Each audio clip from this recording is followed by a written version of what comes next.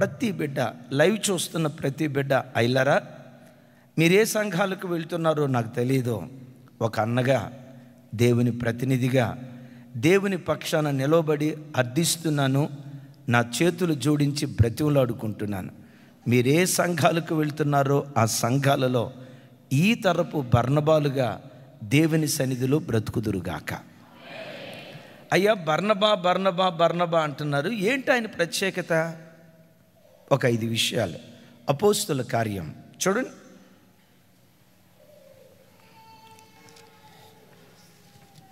అపోస్తుల కార్యం అందరూ చూడండి, 4వ అధ్యాయం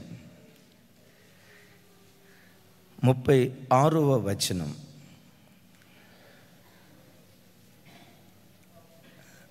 నాతో కలిసి చెప్పండి. కుప్రాలో పుట్టిన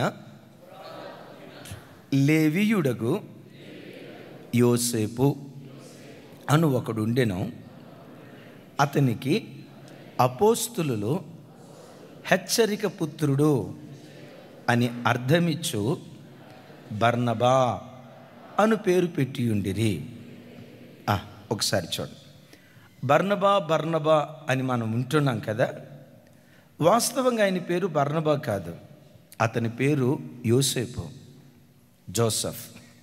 మా సౌండ్ సిస్టమ్ ఆపరేట్ చేసే మహానుభావుడి పేరు కూడా జోసెఫే. మన ప్రేయర్ టవర్ ప్రార్థనా గోపురం ఏ రోజైతే ఓపెన్ చేసామో మా వాడు బర్త్డే రోజు కూడా అదేనంట. సరే చూడండి, వాస్తవంగా ఆయన పేరు బర్నబా కాదు, యోసేపు. అతని ఊరు కుప్రా. పేద స్థితిలో పుట్టినవాడు కాదు, మిగుల ధనవంతుడు, మిగుల భూమి కలిగినవాడు. ఓ దైవజనుడు చెప్పటం నేను విన్నాను.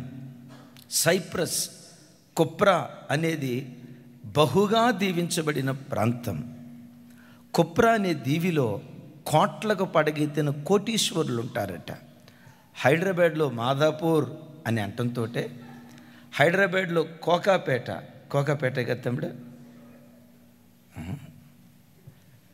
హైదరాబాద్లో కోకాపేట చాలా ఖరీదైన ప్రాంతం అన్నట్లుగా ఆ రోజుల్లో కుప్రా అనే దీవి బహు ఖరీదైనటువంటి ప్రాంతం అట. ఆ ఖరీదైన ప్రాంతంలో ఇతను కోట్లాధిపతి, మిగులు భూమి కలిగిన వాడు. మన భాషలో చెప్పాలంటే భూస్వామి, ఆసామి, మిగులు భూమి కలిగిన వాడు. మెట్టుకు యేసుక్రీస్తు వారిని తెలుసుకొని ప్రభు దగ్గరికి వచ్చారు. కొంతమంది అంటారు 70 మంది శిష్యుల్లో 12 మంది అపోస్తులు, 70 మంది శిష్యులు ఉన్నారు కదా ప్రభువుకి. ఆ 70 మంది శిష్యుల్లో ఈ వ్యక్తి ఒకరు అని.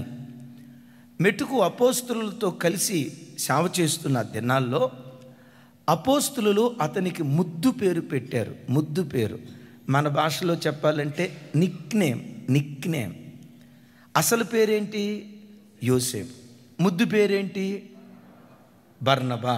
బర్నబా అనే పేరుకున్న అర్థం ఏంటంటే హెచ్చరిక పుత్రుడు లేక ఆదరణ పుత్రుడు అనే పేరు. ఎందుకు ఆ పేరు పెట్టారు?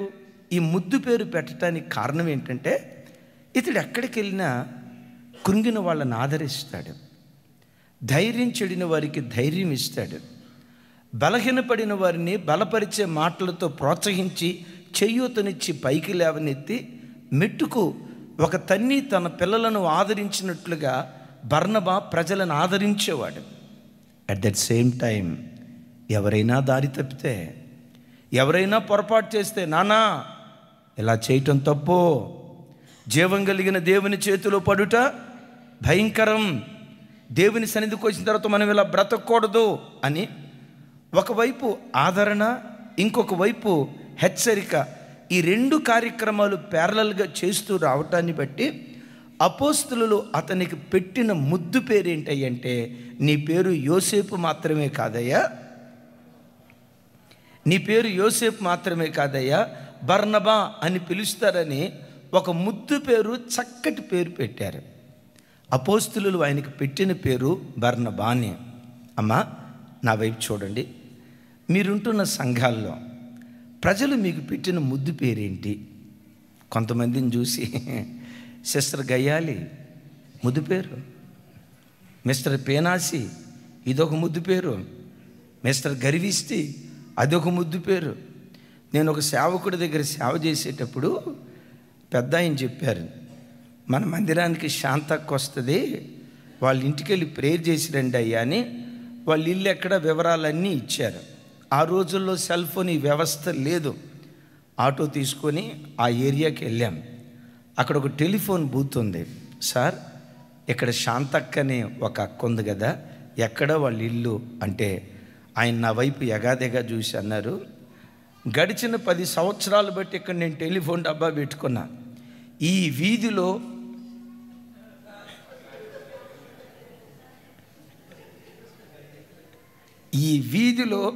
అసలు ఆ పేరు కలిగిన వాళ్ళు ఎవరూ లేరు. లేదు సార్, ఆదివారం చర్చికి వస్తారు, తెల్ల బట్టలు వేసుకొని అదే వాళ్ళకి. అప్పుడు ఆయన అన్నాడు, సార్ వాళ్ళకి 2 కొడుకులు 1 కూతురు కదా, ఆమె పొట్టిగా ఇట్లా లావుగా. అవునండి ఆమెనేనండి. ఆయన నా వైపు చూసి అంటాడు, ఆమె పేరు శాంతక్క కాదండి, సూర్యకాంతం అన్నాడు.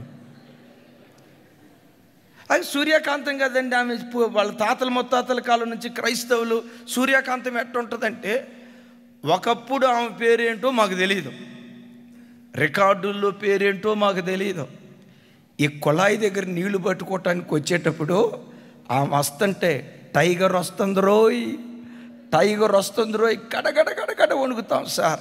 మొత్తానికి మా వీధి వాళ్ళందరూ పెట్టిన పేరు ఏంటంటే, ఆమెకు పెట్టిన ముద్దు పేరు. నవ్వేరు కదా. మీ ఇంట్లో నీకున్న ముద్దు పేరేంటి? అమ్మమ్మమ్మో, దీని నోట్లో నోరేయకూడదురా బాబోయ్, అమ్మో ఈ మున్సిపాలిటీ అండర్ గ్రౌండ్ డ్రైనేజీ అన్నట్లుగా అట్లాంటి ముద్దు పేరు ఏమైనా ఉందా? ఇటువంటి గర్విష్ఠుడండి. ఒకసారి మా చర్చికి వచ్చే తమ్ముడు సైమన్ అని, జార్జన్ నా సైమన్ను పట్టుకొని డాక్టర్ సైమన్ అంటాడు. మరి డాక్టర్ కోర్సు జార్జన్ దగ్గర నేర్చుకున్నాడు ఏమో నాకు తెలియదు, పద్దాకల డాక్టర్ సైమన్ అంటారు. ఒకరోజు ఆ తమ్ముడిని పిలిచి, చిన్న కాలనీలో సుశీలమ్మ తల్లి ఉంది కదా, ఆ తల్లితో ఇదిగో ఈ మాట చెప్పు తమ్ముడా అన్నాను. ఆ తమ్ముడు చూసి అన్నాను, చిన్న కాలనీలో సుశీలమ్మ తల్లి ఎవరన్నా? అదే కిషోర్ ఉన్నాడే, అదే మన సుధీర్ అన్న ఉన్నారే అని చెప్తే, అవునన్నా అమ్మ తెలుసా నీకు? అది తెలుసన్నా. మరి అమ్మ పేరు నీకు తెలియదా అంటే, ఆ తమ్ముడే ఉన్నాడు తెలుసా అన్నయ్య, చిన్న కాలనీలో ఆ అమ్మని అందరూ ప్రార్థన ఆంటీ అని పిలుస్తారు అన్నయ్య. ఆ ఒరిజినల్ పేరేంటో తెలియదు కానీ అందరూ ఆ తల్లిని పిలిచే మాట ఏంటంటే ప్రార్థన ఆంటీ. ఆ తల్లి దగ్గరికి వెళ్తే ప్రార్థన చేస్తుంది. ఆ తల్లి ప్రార్థన చేస్తే ఆ ప్రార్థన దేవుడు ఆలకించి ప్రతి సమస్యను దేవుడు పరిష్కరిస్తాడు.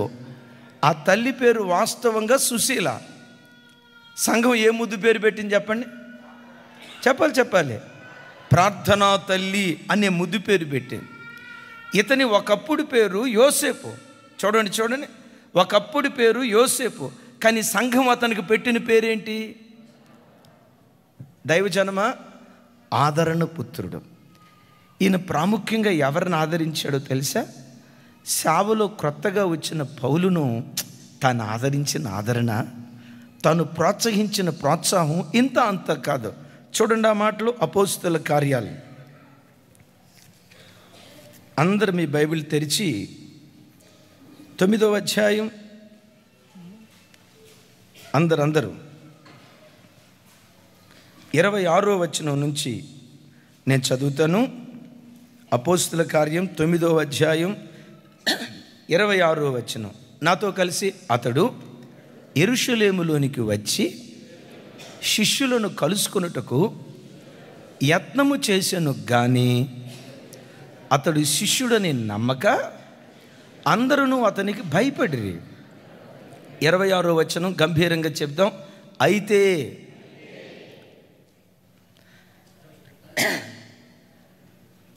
సరే 26 చూయించు. 20 అతనికి భయపడిరి. 27 చిన్న నీకు తెలుగు వచ్చు కదా, రాదా? మరి తెలుగు రాని నువ్వు కూర్చుంటే ఎట్లారా? సరే ఓకే. 27 నాతో కలిసి, అయితే బర్నబా అతని దగ్గరకు తీసి అపోస్తుల యొద్దకు తోడుకొని వచ్చి అతడు త్రోవలో ప్రభువును చూచిననియు, ప్రభువు అతనితో మాట్లాడిననియు, అతడు దమస్కులో యేసునామమును బట్టి వచ్చుచు పోవచ్చు ఉండి. యేసయ్యకు మహిమ కలుగును గాక. 27వ వచనం చూడండి. 27 సౌలు సేవకు వచ్చాడు కొత్తగా. అంతకు మునుపు క్రైస్తవ్యానికి వ్యతిరేకంగా పనిచేశాడు. నేను మారాను అని చెప్తే జనాలు నమ్మట్లా. ఇతడు గొర్రెతోలు కప్పుకున్నటువంటి తోడేలు, ఎప్పటికైనా మనల్ని చీల్చేస్తాడు. మనం ఎక్కడెక్కడ బ్రతుకుతున్నామో, ఏమేం చేస్తున్నామో మన రహస్యాలు ఇట్లే తెలుసుకొని ఆ తర్వాత మూకుమ్మడిగా దాడి చేస్తారని అందరూ భయపడి ఎవరు అతన్ని తీసుకోవట్లా. చూడండి, అప్పుడు బర్నబా ఏం చేశాడో తెలుసా? అతనిని దగ్గరకు తీసి, చెప్పండి ఈ మాట, అతనిని దగ్గరకు తీసి. ఈ మాట ఎక్కడ వాడతామంటే, చిన్న బిడ్డ ఏడుస్తున్నాడు, ఏడుస్తున్న చిన్న బిడ్డను తల్లి ఏం చేస్తుంది కదా? ఏడుస్తున్న బిడ్డను తల్లి ఎట్లా ఆదరిస్తుందో, నన్ను చేర్చుకుంటారో లేదో, రేపు నా పరిస్థితి ఏంటని భయపడుతున్న సౌలును బర్నబా దగ్గరకు తీసి అపోస్తుల యొద్దకు తోడుకొని వచ్చి అపోస్తులకు పరిచయం చేశాడు. వాళ్ళు అనుకొని ఉండవచ్చు, అరే ఇట్లాంటి బచ్చాగాలు చాలామంది సేవకు వస్తారు. సౌలు అనే పేరుకున్న అర్థం ఏంటంటే చిన్నవాడు. చెప్పాలి, సౌలు అంటే చిన్నవాడు. చూసి అనుకుంటారు ఈ చిన్నవాడు ఏం చేస్తాడు, కానీ అద్భుతం తెలుసా? ఆ చిన్నవాడే భవిష్యత్ కాలంలో 3 ఖండాలు కదిలించే శక్తిగా మార్చబడబోతున్నాడు అన్న సంగతి వాళ్ళకి తెలియదు. చిన్నోడే చిన్నపిల్లోడు. ఈ చిన్నపిల్లోడు ఏం చేస్తాడు? ఈ చిన్నపిల్లోడు దేనికి పనికొస్తాడు? మేబీ ఆ చుట్టూతో ఉన్న పెద్దవారు వాని చిన్నతనాన్ని బట్టి తిరస్కరించి ఉండొచ్చు. ఈ చిన్నోడు ఏం చేస్తాడు? ప్రభు బిడ్డలారా, బర్నబా ఏమనుకున్నాడు తెలుసా? దేవుని మందిరానికి వచ్చే బిడ్డల్లో ఎవరిని చిన్న చూపు చూడకూడదు. ప్రభువు రక్షించాడంటే ప్రతి వ్యక్తి విలువైనటువంటి వాడే. అయ్యలారా, అమలారా, మందిరానికి వచ్చినప్పుడు చిరిగిపోయిన బట్టలతో, మాస్కులు వేసుకున్న బట్టలతో, కనీసం తలకు నూనెకి సరిగ్గా పెట్టుకోలేని స్థితిలో చింపిరి జుట్టుతో వచ్చిన బిడ్డను కూడా దగ్గరకు తీయండి, ఆదరించండి, ఓదార్చండి. అమ్మా మీకున్నావురా, ప్రార్థన చేస్తాం మీ కొరకు, మందిరాన్ని విడిచిపెట్టొద్దు, సంఘాన్ని విడిచిపెట్టొద్దు, మీ కొరకు ప్రార్థన చేసే సేవకులు ఉన్నారు అని ఆ చిన్నవాడని తిరస్కరించక ఆ చిన్నవాడిని చారదీస్తే, యెషయా గ్రంథంలో ఒక మాట రాసింది, ఆకాశమా ఆలకించు, భూమి చెవియొగ్గు, ఆ చిన్నవారిని పెంచి నేను పెద్దవారిగా చేసి ఉన్నాను అంటాడు. ఆ కళ్ళ ముందు చిన్నోడిగా కనపడవచ్చు. మేబీ మన మందిరానికి సుమారుగా 22 సంవత్సరాల క్రితం జీడిమెట్ల ప్రాంతంలో ప్రారంభించాం. జార్జన్ ఒకప్పుడు చిన్నోడే, అన్నయ్య ఇప్పుడు కూడా చిన్నోడివే నాకు, సరేనా?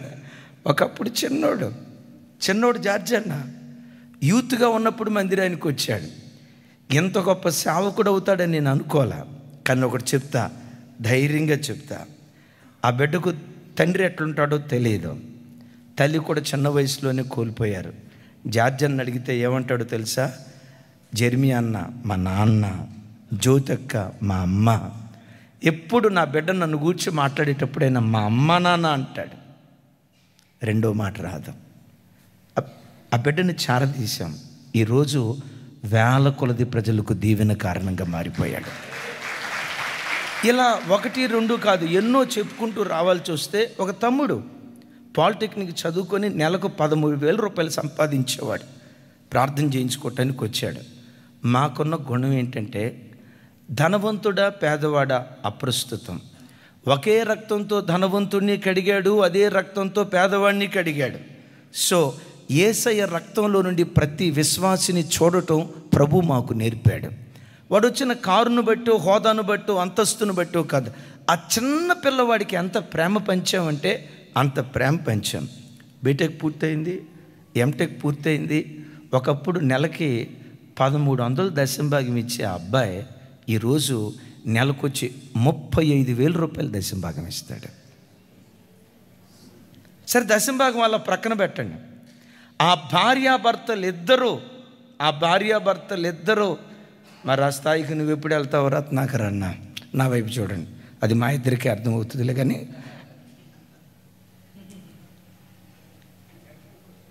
ఆ భార్యాభర్తలిద్దరు పెళ్ళైందన్న, ఆ భార్యాభర్తలిద్దరూ ఈరోజు మన మందిరంలో అకులా ప్రిస్కిల్లాలను నేను చూడలేదు, కానీ వారిలో అకులా ప్రిస్కిల్లాలను నేను చూడగలుగుతాను. ఈరోజు గొప్పవాడుగా కనపడవచ్చు, కానీ మందిరానికి వచ్చినప్పుడు ఆ స్థితి కాదు. చిన్నవాడు అయ్యలారా, మందిరానికి వచ్చే ఏ బిడ్డను చిన్న చూపు చూడొద్దు. తిండి లేనోడైనా, బట్ట లేనోడైనా, ఉండటానికి ఆశ్రయం లేనోడైనా ప్రతి వ్యక్తిని యేసయ్య రక్తంలో నుంచి చూస్తే యేసయ్య రక్తం ఎంత విలువైనదో ఆ రక్తముతో కడగబడిన బిడ్డ కూడా అంతే విలువైనటువంటి వాడు. Praise the lord. ఎవరిని తృణీకరించొద్దు, ఎవరిని తిరస్కరించొద్దు. కొన్ని పరిస్థితులను బట్టి పౌలు సేవకు దూరం అయ్యాడు. ఎన్ని సంవత్సరాలు దూరం అయ్యాడో తెలుసా? తనకు ఆదరణ దొరకపోవటాన్ని బట్టి, ధైర్యపరిచేవారు లేకపోవటాన్ని బట్టి ఆల్మోస్ట్ 14 సంవత్సరాలు సేవకు దూరం అయిపోయాడు. పౌలు అనేవాడు బ్రతికున్నాడో లేదో, అసలు సేవ చేస్తా ఉన్నాడో లేదో, క్రీస్తులో ఉన్నాడో క్రీస్తుని విడిచిపెట్టి వెళ్ళిపోయాడో ఎవ్వరికీ తెలియదు. కనుమరుగైపోయింది సౌలు జీవితం. అప్పటి నుంచి వెతుకుతున్నాడు బర్నబా. ఏమయ్యాడు పౌలు? బ్రతుకున్నాడా లేదా? ఒకవేళ బ్రతుకుంటే ఎక్కడున్నాడు? ఒకవేళ అక్కడుంటే ప్రభువును కలిగి ఉన్నాడా? కలిగిన పరిస్థితిని బట్టి ప్రభువుని విడిచిపెట్టాడా? వెతుకుతూ ఉన్నాడు. ఒకరోజు అంతియొకయ అనే ప్రాంతానికి వెళ్ళాడు. అంతియొకయ దగ్గరలో తార్సు అనే ప్రాంతం. ఎవరో చెప్పారు, అయ్యా పౌలు ఉన్నాడే, అదే మారిన సౌలు ఉన్నాడే, తార్సు ప్రాంతంలో ఉన్నాడయ్యా అని చెప్తే ఆ మాట విన్న తోడనే, చూడండి ఆ మాట, అపోస్తుల కార్యం 11వ అధ్యాయం 25వ వచనం 26వ వచనం నేను చదువుతాను, నాతో కలిసి చెప్పండి. అంతటా అతడు సౌలును వెదకుటకు తార్సునకు వెళ్ళి అతనిని కనుగొని అంతియొకయకు తోడుకొని వచ్చెను. దైవజనమా ఒకసారి చూడండి. ఇందాక అపోస్తుల కార్యం 9వ అధ్యాయంలో పౌలు బర్నబా పేరు మనం చదివాం. 10వ అధ్యాయం నుంచి 11వ అధ్యాయ చివరి వరకు ఈ 2 అధ్యాయాల చరిత్ర ఎంతో తెలుసా? ఆల్మోస్ట్ 12 సంవత్సరాలకు పైగా. ఈ 12 సంవత్సరాలు పౌలు ఏమైపోయాడో తెలియదు. మెట్టుకు తార్సులో ఉన్నాడన్న సంగతి తెలిసింది. చూడండి, అరే ఎంతోమంది దేవుణ్ణి నమ్ముకుంటారా, వాడిని గురించి పట్టించుకునేదే ఉంది. ఎంతోమంది సేవకు వస్తారు పోతారా, వాడిని పట్టించుకునేదే ఉంది అని పౌలు యొక్క చిన్న స్థితిని బట్టి తృణీకరించక తార్సునకు వెళ్ళి అతనిని కనుగొని, విన్నారా? తార్సునకు వెళ్ళి అతనిని కనుగొని అంతియొకయకు తోడుకొని వచ్చి ఆ రోజు నుండి పౌలును విడిచిపెట్టకుండా నీడగా వెంబడించి ఆదరణిచ్చి బలపరిచాడు. బర్నబా యొక్క ఆదరణ ప్రపంచ క్రైస్తవ సంఘ చరిత్రకు ఒక గొప్ప అపోస్తులను అనుగ్రహించింది, ఒక గొప్ప దైవజనులను అనుగ్రహించింది. కారణం ఏంటో తెలుసా? ఆదరణ. ఇతడు ఆదరించేవాడు మాత్రమే కాదు, హెచ్చరించేవాడు కూడా. దైవజనమ, సంఘంలో కానీ, కుటుంబంలో కానీ, భర్త కానీ, తల్లి కానీ, తండ్రి కానీ, చివరికి దైవ సేవకుడు కానీ ఈ 2 అనుభవాలు కలిగి బ్రతకాలి దేవుని సన్నిధిలో. ఏముండాలి? ఆదరణ ఉండాలి, హెచ్చరిక ఉండాలి. ఎట్ దట్ సేమ్ టైం హెచ్చరిక ఉండాలి, ఆదరణ ఉండాలి. కొంతమంది హెచ్చరించే విషయంలో మాస్టర్ డిగ్రీ ఇచ్చుకోవచ్చు, నోటికి వచ్చినట్టు బడబడ తిట్టి వదిలి పెడతారు. ఎందుకు తిడుతున్నావు అంటే, హెచ్చరించకపోతే వాళ్ళు చెడిపోరండే, తిట్టకపోతే గద్దించకపోతే వాళ్ళు చెడిపోరండి. గద్దించావు నిజమే, తిట్టావు నిజమే, రేపు బుద్ధిలేనుడా ఎట్లా ప్రవర్తించావు అని అన్నావు, నిజమే. హెచ్చరికతో నువ్వు ఆపేస్తే ఆ హెచ్చరిక జీవం లేనిది అయిపోద్ది. ఆ హెచ్చరికకు జీవం రావాలంటే హెచ్చరికతో పాటు చెప్పండి ఏముండాలి? ఇప్పుడు పక్షి ఎగరాలంటే ఎన్ని రెక్కలు ఉండాలి? ఒక రెక్క ఉండి ఒక రెక్క లేకపోతే అమ్మా, ఒక రెక్క హెచ్చరిక, మరొక రెక్క. రైలు ముందుకెళ్ళాలి, ఎన్ని పట్టాలు ఉండాలి? 2 పట్టాలు ఉండాలి. ఒక పట్ట హెచ్చరిక, రెండవ పట్ట ఆదరణ. ఎప్పుడు ఒక తండ్రి కానీ, ఒక నాయకుడు కానీ, ఒక సేవకుడు కానీ, ఒక తల్లి కానీ పిల్లలు తప్పు చేసినప్పుడు హెచ్చరించాలి. హెచ్చరికతో ఆపకూడదు, హెచ్చరికతో ఆపకూడదు. ఎట్ దట్ సేమ్ టైం ఎందుకు హెచ్చరించావో దానికి కారణం ఆ బిడ్డకు చెప్పి నువ్వు ఆదరిస్తే దేవుడు ఎవరో కాదు, నీ పిల్లలు నీలో దేవుణ్ణి చూడటం ప్రారంభిస్తారు. నా వ్యక్తిగత జీవితం చెప్తాను. 7వ తరగతి క్వార్టర్లీ ఎగ్జామ్స్, ప్రోగ్రెస్ కార్డు ఇచ్చారు. మా నాన్నగారు హాస్టల్లో పనిచేస్తారు. అందరూ అన్నా ఇదిగో మాకు ప్రోగ్రెస్ కార్డు ఇచ్చారు, మ్యాథ్స్ ఇన్ని వచ్చినాయి, సైన్స్ ఇన్ని వచ్చినాయి అని అందరూ ప్రోగ్రెస్ కార్డు మా నాన్నకు చూపిస్తూ ఉంటే నేను మాత్రం చూపించలా. ఎందుకు చూపించలేదో మీకు అర్థమైపోయి ఉంటుంది. చూపించలా. మా నాన్న కళ్ళు ఎవరిని వెతుకుతున్నాయో తెలుసా? నన్నే వెతుకుతున్నాయి. వీడు చూపించలేదే, వీడికి ఎన్ని మార్కులు వచ్చినాయే వెతుకుతున్నాడు. 2 రోజుల పాటు మా నాన్నకు కనపడకుండా చేయాల్సిన మంచి కార్యక్రమాలన్నీ చేశా, దాక్కున్నా. ఒకరోజు నన్ను పిలిపించాడు. రై, ఏమి నాన్న ప్రోగ్రెస్ కార్డు ఇచ్చారా? ఇచ్చారు నాన్న. ఎప్పుడు ఇచ్చారు? 2 రోజులు అవుతుంది నాన్న. ఎక్కడ పెట్టావు? బీరువాలో పెట్టా నాన్న అన్న. ప్రోగ్రెస్ కార్డు ఎందుకురా ఇచ్చింది? తీసుకురా అన్నాడు. ఆ ప్రోగ్రెస్ కార్డు అట్లా చూసి మరలా బీరువాలో పెట్టిరా అన్నాడు. బీరువా అంటే ట్రంక్ పెట్టా. ట్రంక్ పెట్టిలో పెట్టి మరలరా ఆ తర్వాత మాట్లాడతాను అన్నాడు. పెట్టి లోపటికి వచ్చా. లోపటికి వచ్చానో లేదో గడేసాడండి. గడేసి ఏం చేశాడో తెలుసా? అన్నం వండటానికి హాస్టల్లో వాడే ఇంతలో కర్ర ఇంత పొడుగుంటుంది, అది తీసుకున్నాడు. హాస్టల్ చివర మూలక బాధ అన్నాడు. ఇక చెవు పట్టుకొని అట్లా లాక్కొని వెళ్తుంటే వదకు సిద్ధమైన గొర్రె పిల్ల ఉందిగా, వెళ్తా ఉన్నా. అమ్మా 7వ తరగతిలో హాస్టల్ మూలకెళ్ళి కొడతా ఉంటే కేకలేసానంటే రై అరిసేవా ఇంకెక్కువ కొడతాను అన్నాడు. ఒళ్ళంతా వాతలు, ఆ ఒళ్ళంతా వాతలు, అట్లా వాతలు పడి రక్తం ఆ చెమ్మ అట్లా వచ్చి తట్టుకోలేకపోయా. మరలా అన్నాడు, ఇప్పుడు సెకండ్ స్కూల్ ఉంటుంది, సెకండ్ అవర్ ఉంటుంది, వెళ్ళు స్కూల్కి అన్నాడు. ఏమంటారన్నది? నిక్కరు అన్ని వాతలు కనపడుతున్నాయి. మొత్తం వాతలు మొత్తం అసలు భయంకరంగా అయిపోయింది. ఆ పుస్తకాలు తీసుకెళ్ళి ఆ బెంచి మీద కూర్చుంటే బెంచి గట్టిగా ఉంటుందా? ఆల్రెడీ వాతల నరకం కనపడింది. నేనేమనుకున్నాను తెలుసా? దెయ్యం ఎక్కడో లేదు, సాక్షాత్తు మా నాన్నే దెయ్యం. హిట్లర్ చచ్చిపోయాడు అని అనుకున్నాం, కానీ హిట్లర్ ఆత్మ మాత్రం బతికే ఉంది. ఎక్కడుంది? మా నాన్నలో ఉంది. అసలు ఎంత తిట్టుకున్నానో అంత తిట్టుకున్నానండి.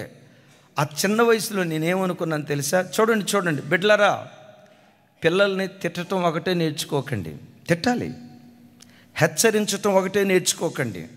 ఆ పిల్లల్ని కూర్చోబెట్టి తండ్రిగా వాళ్ళ కొరకు నువ్వు పడుతున్న తపనేంటో, ఆ ప్యాషన్, ఆ గద్దింపు వెనుకున్న గుండె చప్పుడు నీ పిల్లలకు సరిగ్గా నువ్వు వినిపించగలిగితే నీ ఇంటికి నువ్వు ఒక బర్నబా లాంటివాడివి. నీ ఇంటికి ఒక బర్నబా లాంటి దానివి. నాకు అప్పుడు ఏమనిపించిందో తెలుసా? ఎటొకటి వెళ్ళిపోదాం, ఇంటికి వెళ్ళొద్దు, ఇక జీవితకాలం ఈ హిట్లర్తో బ్రతకాల్సి వస్తుంది కదా, వద్దు, ఎటొకటి వెళ్ళిపోదాం. ఎన్ని పిచ్చి ఆలోచనలు అంటే, ఈ రోజుల్లో ఉన్న టెక్నాలజీ ఆ రోజుల్లో కనుక ఉన్నట్టయితే, ఈ రోజుల్లో పిల్లల చేతిలో డబ్బులు ఉన్నట్లుగా ఆ రోజుల్లో మా చేతుల్లో ఉంటే డెఫినెట్గా ఎటొకటి పోయి ఉండేవాడిని. సాయంత్రం ఇంటికి వచ్చా, హాస్టల్కి వచ్చా. చూశాడు మరలా, రేయ్ ఇంటికి రా అన్నాడు. చూసి రేయ్ ఇంటికి రా అన్నాడు. నేను అనుకున్నా ఇంటికి వెళ్తే సెకండ్ కోట అక్కడ స్టార్ట్ అయితేమో, మరలా ఇంటికి వెళ్ళి కొట్టించుకోవటం ఎందుకు నేను మనసులో అనుకుంది. వద్దు, ఈ తండ్రి వద్దు, ఈ ఇల్లు వద్దు, వాళ్ళ శోభతే వద్దు, వాళ్ళ సహవాసమే వద్దు, ఎటో ఒకటి పోదాం అని అనుకుంటున్నా కానీ ఎటు పోవాలో తెలియదు. ఆ రోజుల్లో ఇంత ఫెసిలిటీ లేదు కదండి, ఎటు పోవాలో తెలియదు. రకరకాల ఆలోచనలు, ఎటు పోలేని గత్యంతరం లేని స్థితిలో 7:30 ప్రాంతంలో ఇంటికి వెళ్తే విచిత్రం తెలుసా, ఇంటి లోపటి నుంచి గుమగుమలో మంచి వాసన వస్తుంది, మటన్ వాసన. ఆ మటన్ ఏదో ప్రార్థన అయిపోయిన తర్వాత అడగండి, ఇప్పుడు చెప్పలేను, స్పెషల్ అక్కడ.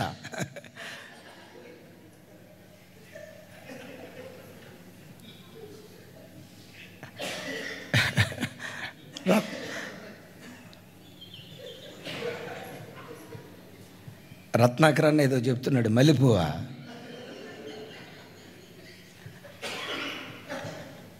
మల్లెపువ్వు కాదు, గులాబీ పువ్వు కాదు.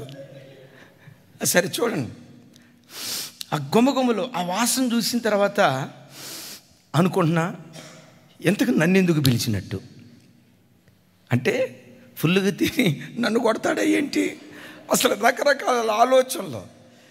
మా అమ్మ దగ్గరికి వెళ్ళా, అమ్మ నానెందుకు పిలిచాడమ్మా నన్ను అన్నా. ఏమన్నయ్యా నాకేం తెలుసు, మార్కులు బాగా వచ్చినాయి అంటగా నీకు అని అన్న.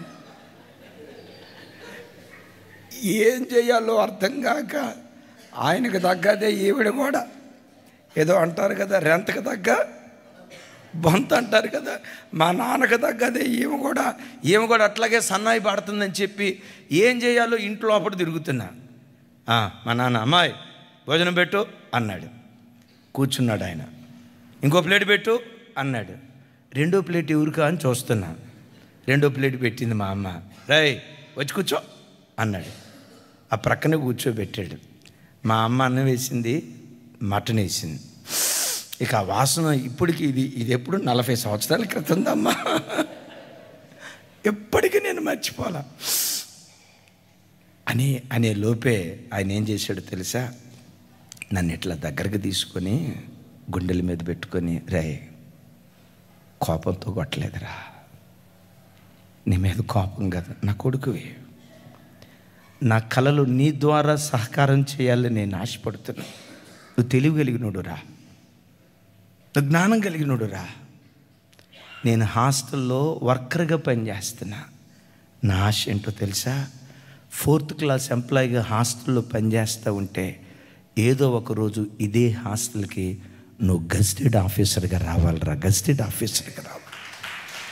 నా కొడుకు రా, నిన్నెందుకు కొడతా, నాకెందుకు నీ మీద కోపం, నా రక్తం పంచుకొని పుట్టినోడు రా. రేపు నాకంటూ ఒక కళ్ళంటూ ఉందంటే నా బిడ్డ ఏవేవో పెద్ద పెద్ద మాటలు చెప్పాడు. ఆ మాటలు చెప్పి గుండెల మీద ఆనించుకొని ఆయనే తన చేత్తో కలిపి అన్నం పెడతా ఉంటే మా నాన్నను చూస్తే నాకు అప్పుడు అనిపించింది, యేసు ప్రభు ఎవరో కాదురా, మా నాన్నే యేసు ప్రభురా అనిపించింది. తల్లిదండ్రులారా, మీ పిల్లల పట్ల మీ గుండెల్లో ఉన్న ప్రేమ కూర్చోబెట్టి చెప్పండి, కూర్చోబెట్టి చెప్పండి. ఆదరణ ఉండాలి, ఎట్ దట్ సేమ్ టైం దైవజనమ ఆదరణ ఉండాలి, ఎట్ దట్ సేమ్ టైం అలాగని 24 గంటలు ఆదరించుకుంటూ పొమ్మని కాదు. హెచ్చరిక లేకపోతే, బైబిల్ ఒక మాట మీకు జ్ఞాపకం చేస్తాను చూడండి. రాజుల మొదటి గ్రంథం,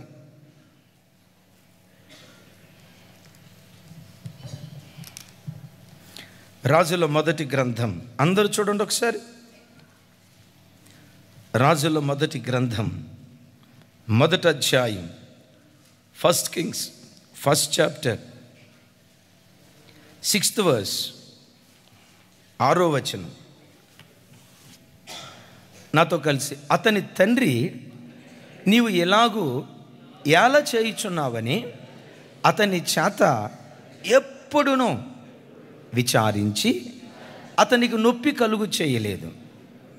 మరోసారి, అతని తండ్రి నీవు ఎలాగూ ఏల చేయుచున్నావని అతని చేత ఎప్పుడునూ విచారించి అతనికి నొప్పి కలుగు చేయలేదు. ఎవరిని గురించి రాయబడిందంటే దావీదు కుమారుడు అదోనియా తప్పు చేశాడు, అబ్షాలోము తప్పు చేశాడు. బిడ్డలారా, బాధాకరమైన సంగతి, దావీదు మంచి రాజే కానీ, మంచి విశ్వాసే కానీ ఒక మంచి తండ్రి కాలేకపోయాడు. గుండెలు పిండే బాధాకరమైన సంగతి. మంచి విశ్వాస వీరుడు, మంచి గాయకుడు, దేవుని హృదయానుసారుడు అను పేరు వహించినటువంటి వాడు, అంతకు మించి 40 సంవత్సరాలు ఏకచక్రాధిపత్యంగా ఇశ్రాయేలు 12 గోత్రాల వారిని పరిపాలన చేసిన మకుటము లేని మహారాజు. ఇవన్నీ ఓకే, మంచి రాజే కానీ మంచి తండ్రి కాలేకపోయాడు. అమ్మా, నువ్వు ధనవంతురాలివైనా కాకపోయినా మంచి తల్లిగా దేవుని సన్నిధిలో నువ్వు బ్రతికితే నిన్ను మించిన ధన్యురాలు భూమి మీద మరొకరు ఉండరు. నువ్వు కోట్లు సంపాదించిన తండ్రిగా నువ్వు ఉన్నా లేకపోయినా ఒక మంచి తండ్రిగా నీ పిల్లలను సరి అయిన త్రోవలో నువ్వు నడిపించగలిగితే నిన్ను మించిన ధన్యుడు. A complete man, a successful parenting, a complete man ఎవరయ్యంటే తన పిల్లలకు సరి అయిన త్రోవను చూపించి చక్కటి భవిష్యత్తునివ్వగలిగిన తల్లిని మించిన మంచి తల్లి భూమి మీద మరొకళ్ళు ఎవరూ లేరు. కానీ దావీదు దగ్గరికి వచ్చేసరికి జరిగిందేంటో తెలుసా?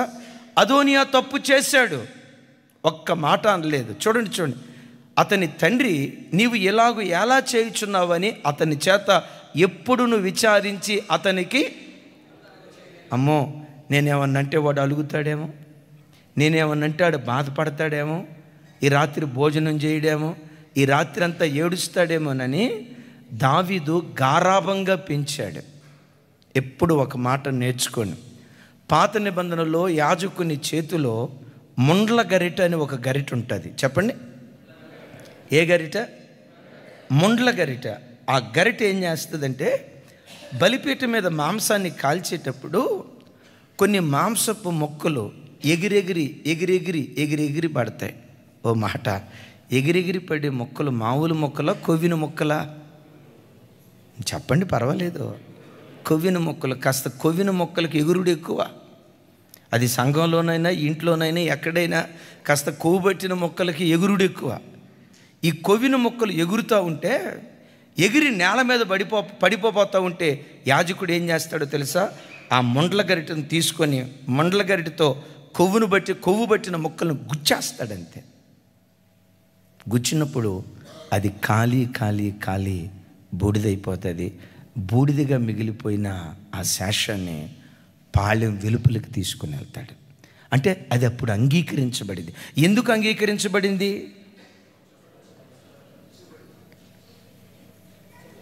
సంఘంలో హెచ్చరిక లేకపోతే అదోనియాలు పుట్టుకొస్తారు. కుటుంబంలో హెచ్చరిక లేకపోతే ఫినీహాసు, హోఫ్నీలు పుట్టుకొస్తారు. అయితే ఒకటి ఉండి ఒకటి లేకుండా ఉండకూడదు. ఆదరణకు ఆదరణ, హెచ్చరికకు హెచ్చరిక, ఈ రెండు సమపాళ్లలో కలిగిన వ్యక్తే బర్నబా. ఇతని నీడలో పౌలు ప్రోత్సహించబడి అద్భుతం 3 ఖండాలు కదిలించే ఒక శక్తిగా దేవుని సన్నిధిలో మార్చబడ్డాడు. బర్నబా నంబర్ 1 ముద్దు పేరు కలిగిన వాడు. ఏ పేరు? రెండవది బహుత్యాగమూర్తి. చూడండి అన్నమాట, అపోస్తల కార్యం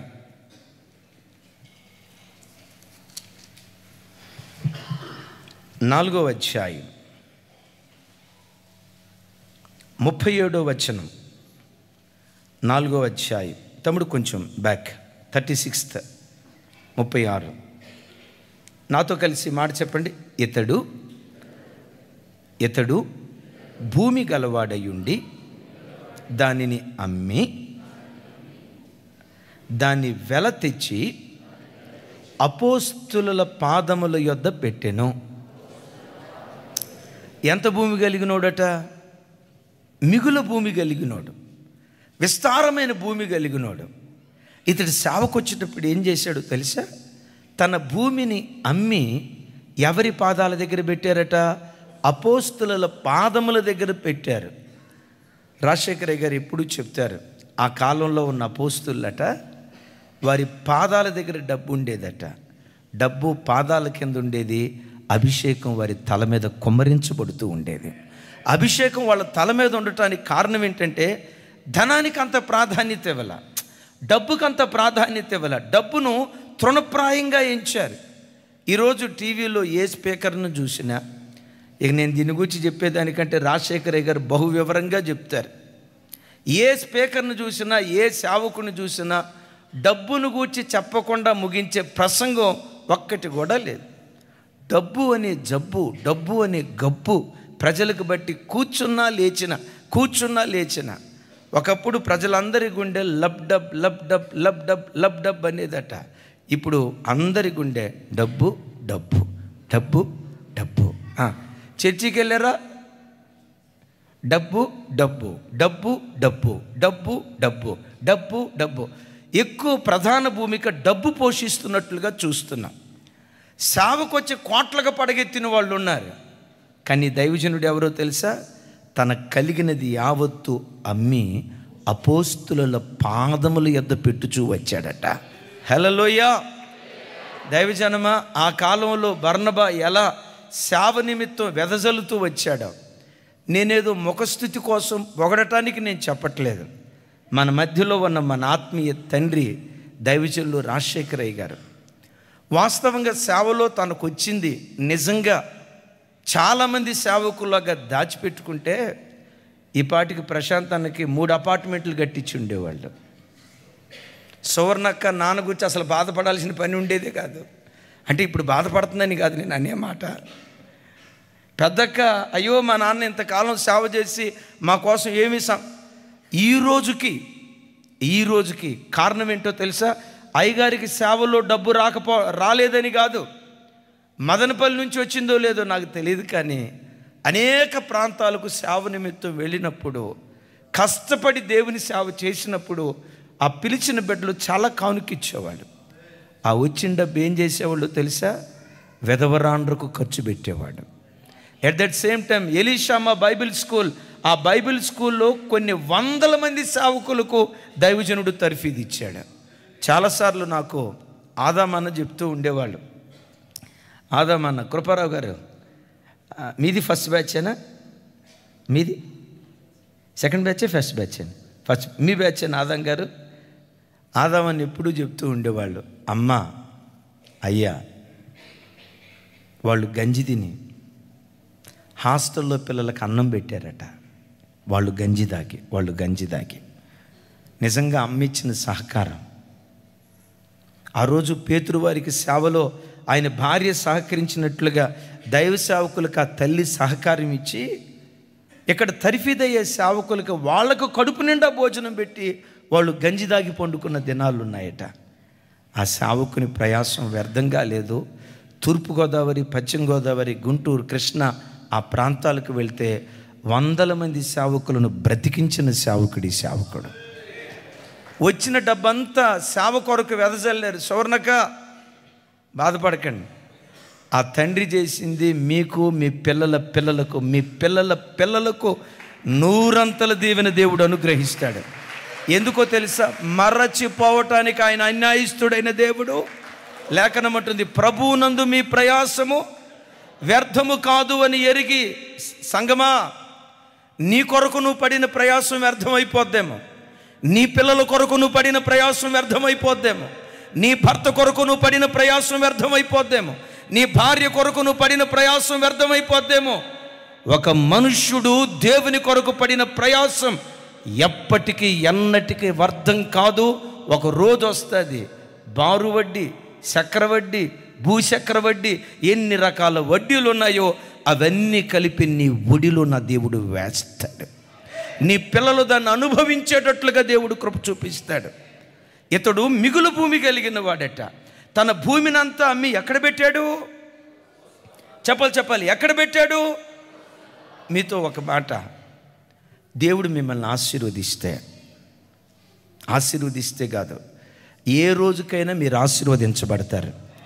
ఏ రోజుకైనా నా దేవుడు మిమ్మల్ని తలగానే నిలవబెడతాడు. మీరు కానీ మీ పిల్లలు కానీ తోకలుగా ఉండరు. ఈరోజు తోకలుగా ఉన్న మిమ్మలను ఏ నాటికైనా ఆయన నామ ఘనత కొరకు మిమ్మల్ని మీ పిల్లలను తలగా దేవుడు చేస్తాడు. అయితే ఒకటి, దేవుడు మిమ్మల్ని వర్ధిల్ల చేసే కొలది మీ శక్తికి మించి ఎలాంటి సేవకులకు చేయగలిగినంత అందించగలిగినంత చేయూత సేవకు అందించండి. ఎందుకు దేవుడు నిన్ను ఆశీర్వదిస్తాడో తెలుసా? నువ్వు కోట్లకు పడగెత్తాలి అని మాత్రమే కాదు, నువ్వు ఆశీర్వదించబడే కొలది సేవకు మరెక్కువగా నువ్వు సహకరించాలని. మన మందిరానికి ఒక ఆయన వస్తాడు, దేవుని కృప. ఆయన వచ్చి ఒకరోజు మాట్లాడుతానయ్యా, నేను సొంతగా వర్క్షాప్ పెట్టాలనుకుంటున్నాను, దేవుడు నా వర్క్షాప్ని బాగా ఆశీర్వదించేటట్లు ప్రార్థన చేయండి అన్న అన్నాడు. బాగా ఆశీర్వదించేటట్టు ప్రార్థన చేయండి అన్న అంటే పర్వాలా, ఏమన్నాడు? అది నేను చెప్పిన రేంజ్లో చెప్పండి. దాన్ని ఏమంటారు, ఆ మాటను స్ట్రెస్ చేసి లాగినట్లుగా నన్ను బాగా ఆశీర్వదించేటట్టు మీరు గట్టిగా ప్రార్థన చేయండి అన్నాడు. మెత్తగా కాదు, గట్టిగా. నేను అన్నట్లుగానే గట్టిగానే ప్రార్థన చేశా. అయిపోయింది. కొంచెం ఆశీర్వదించబడ్డాడు. సంఘ బిడ్డలు అందరూ ప్రార్థన చేశారు. దైవ సేవకురాలు జ్యోతమ్మ ప్రార్థన చేశారు. అందరూ ప్రార్థన చేశారు. ఓ సంవత్సరం తర్వాత వచ్చి, అన్నయ్య సరిపోలేదు, ఇంకా బాగా ఆశీర్వదించేటట్లు చెప్పండి, గట్టిగా ప్రార్థన చేయండి అన్నాడు. ఆయన అన్నట్లుగానే గట్టిగానే ప్రార్థన చేశా. సంఘ బిడ్డలందరూ ప్రార్థన చేశారు. బాగా ఆశీర్వదించబడ్డాడు. వచ్చి అంటారు, అన్నయ్య నా వర్క్షాప్ ఇంకా ఎక్స్పాండ్ అయ్యేటట్లు, నేను బాగా దీవించబడేటట్లు ప్రార్థన చేయమంటే పర్వాలా, గట్టిగా ప్రార్థన చేయమన్నాడు. అయ్యా ఇప్పుడు దాకా గట్టిగా చేసి నరాలు దిగిపోయేటట్టున్నాయి, ఎందుకు గట్టిగా ప్రార్థన చేయాలి ఏంటి అన్న. ఆయన నా వైపు చూసి అన్నారు, అన్నయ్య మన మందిరానికి వచ్చే ప్రారంభ దినాల్లో కేవలం దశంభాగమే ఇచ్చేవాడు అన్నయ్య. నా ఆశ ఏంటో తెలుసా? నా దేవుని మందిరానికి నా రాబడిలో 25% నా దేవుని పరిచయం. దశంభాగంతో నేను ముడి పెట్టకూడదు, 25% ఇవ్వాలి. ఆయన ముగింపులో చెప్తూ ఏమన్నాడు తెలుసా? దేవుడు నన్ను బహుగా ఆశీర్వదిస్తే మన సంఘానికి ఈ తరపు కోల్గేట్ విలియమ్స్ లాగా నేను ఆశీర్వదించబడాలన్నాడు. కోల్గేట్ విలియమ్స్ లాగా ఆశీర్వదించబడటం ఏంటయ్యా అన్న. కోల్గేట్ విలియమ్స్ రాబడిలో 90% దేవునికి ఇచ్చి 10% తన దగ్గర ఉంచుకునేవాడట కదా. నేను కూడా అలా ఆశీర్వదించబడాలి, నా కొరకు ప్రార్థన చేయండి అన్నాడు. ఎట్లాంటి ఆశీర్వాదం ఎంతమందికి కావాలో ఒకసారి చేతులు పైకెత్తండి. Thank you. చేతులు ఎత్తిన ప్రతి చేతిని దేవుడు బలపరుచును గాక. ఆమెన్. 90% దేవునికి ఇచ్చి 10% ఉంచుకునేవాడట కదా. నేనట్లా ఆశీర్వదించబడాలన్నా చెప్తూ అన్నయ్య మన మందిరానికి వచ్చిన ప్రారంభ దినాల్లో జస్ట్ 1500 దశంభాగం ఇచ్చేవాడిని. నా ఆశ ఏంటో తెలుసా? దేవునికి దశంభాగం ఇచ్చేటప్పుడు ₹1,00,000 నా దేవునికి దశమ భాగం ప్రతి నెల ఇవ్వాలి. ఆమెన్. పెద్దగా చెప్పాలి. ఆమెన్. ఏంటంట ఆయన ఆశ? ప్రతి నెల నా దేవునికి ₹1,00,000 దశంభాగం ఇవ్వాలి. దేవుడు నన్ను ఆశీర్వదించేటట్లుగా నా కొరకు ప్రార్థన చేయండి అన్న. మీరు అన్నారు కదా, ప్రార్థన చేశారు కదా. ఆ తర్వాత దేవుడు నా వర్క్షాప్ని ఆశీర్వదించి నెలకొచ్చి ₹4,000 దశంభాగం ఇచ్చేటట్టుగా దేవుడు ఆశీర్వదించాడన్న. ఆ తర్వాత మీరు ప్రార్థన చేశారు కదా, నెలకొచ్చి ₹10,000 దశంభాగం. ఆ తర్వాత మీరు ప్రార్థన చేశారు కదా. దేవుని కృప ఈరోజు నెలకొచ్చి ₹20,000 నా దేవునికి దశంభాగం ఇస్తున్నా. 20 ఏళ్ళు ఇస్తుంటే ఓహో అనుకోవచ్చు జనాలు. నాకు మాత్రం తృప్తి లేదన్నా. నా చేతులు ప్రతి నెల ₹1,00,000 నా దేవునికి దశంభాగం ఇవ్వాలి. నేను ఇవ్వాలంటే నా దేవుడు నన్ను ఆశీర్వదించాలి కదా. అందుకు దేవుడు నన్ను ఆశీర్వదించేటట్టు ప్రార్థన చేయండి అన్నాడు. బిడ్డలారా, ఎప్పుడు మీరు నమ్మండి, మీరు దేవుణ్ణి అడిగేటప్పుడు మీ ఉద్దేశం సరైనదైతే, మీరు అడిగింది ఆకాశమంత ఎత్తైనదైనా ఊర్ధ్వలోకమంత లోతైనదైనా, మీరు అడిగిన ప్రతిదీ మీ కాళ్ళ ముందు దేవుడు పడేస్తాడు. మీ ఉద్దేశం సరైనదైతే, మీ సంకల్పం సరైనదైతే, మీరు అడిగింది ఎంత భయంకరమైనదైనా మీ కాళ్ళ ముందు పడేయటానికి దేవుడు శక్తి కలిగినటువంటి వాడు. అయితే మన జీవితంలో దేవుడు మనకేదాన్ని ఇచ్చేటప్పుడు మన ఉద్దేశాన్ని చూస్తాడు. ఓ మాట, యవ్వన బిడ్డలు ఉన్నారు, ప్రభా నాకు బుల్లెట్ కావాలి ప్రభా, బుల్లెట్ కావాలి ప్రభా, బుల్లెట్ కావాలి ప్రభా అంటున్నాడు. వాడి పరిస్థితి ఏంటి? ఆమ్లెట్ కూడా వేసుకోలేని పరిస్థితి. కానీ అడుగుతున్నాడు, నాకు బుల్లెట్ కావాలి ప్రభా, బుల్లెట్ కావాలి. అరే దేవుడు బుల్లెట్ ఏం కర్మ, కారు ఇవ్వటానికి కూడా ఆయన సమర్థుడు. ఆమెన్.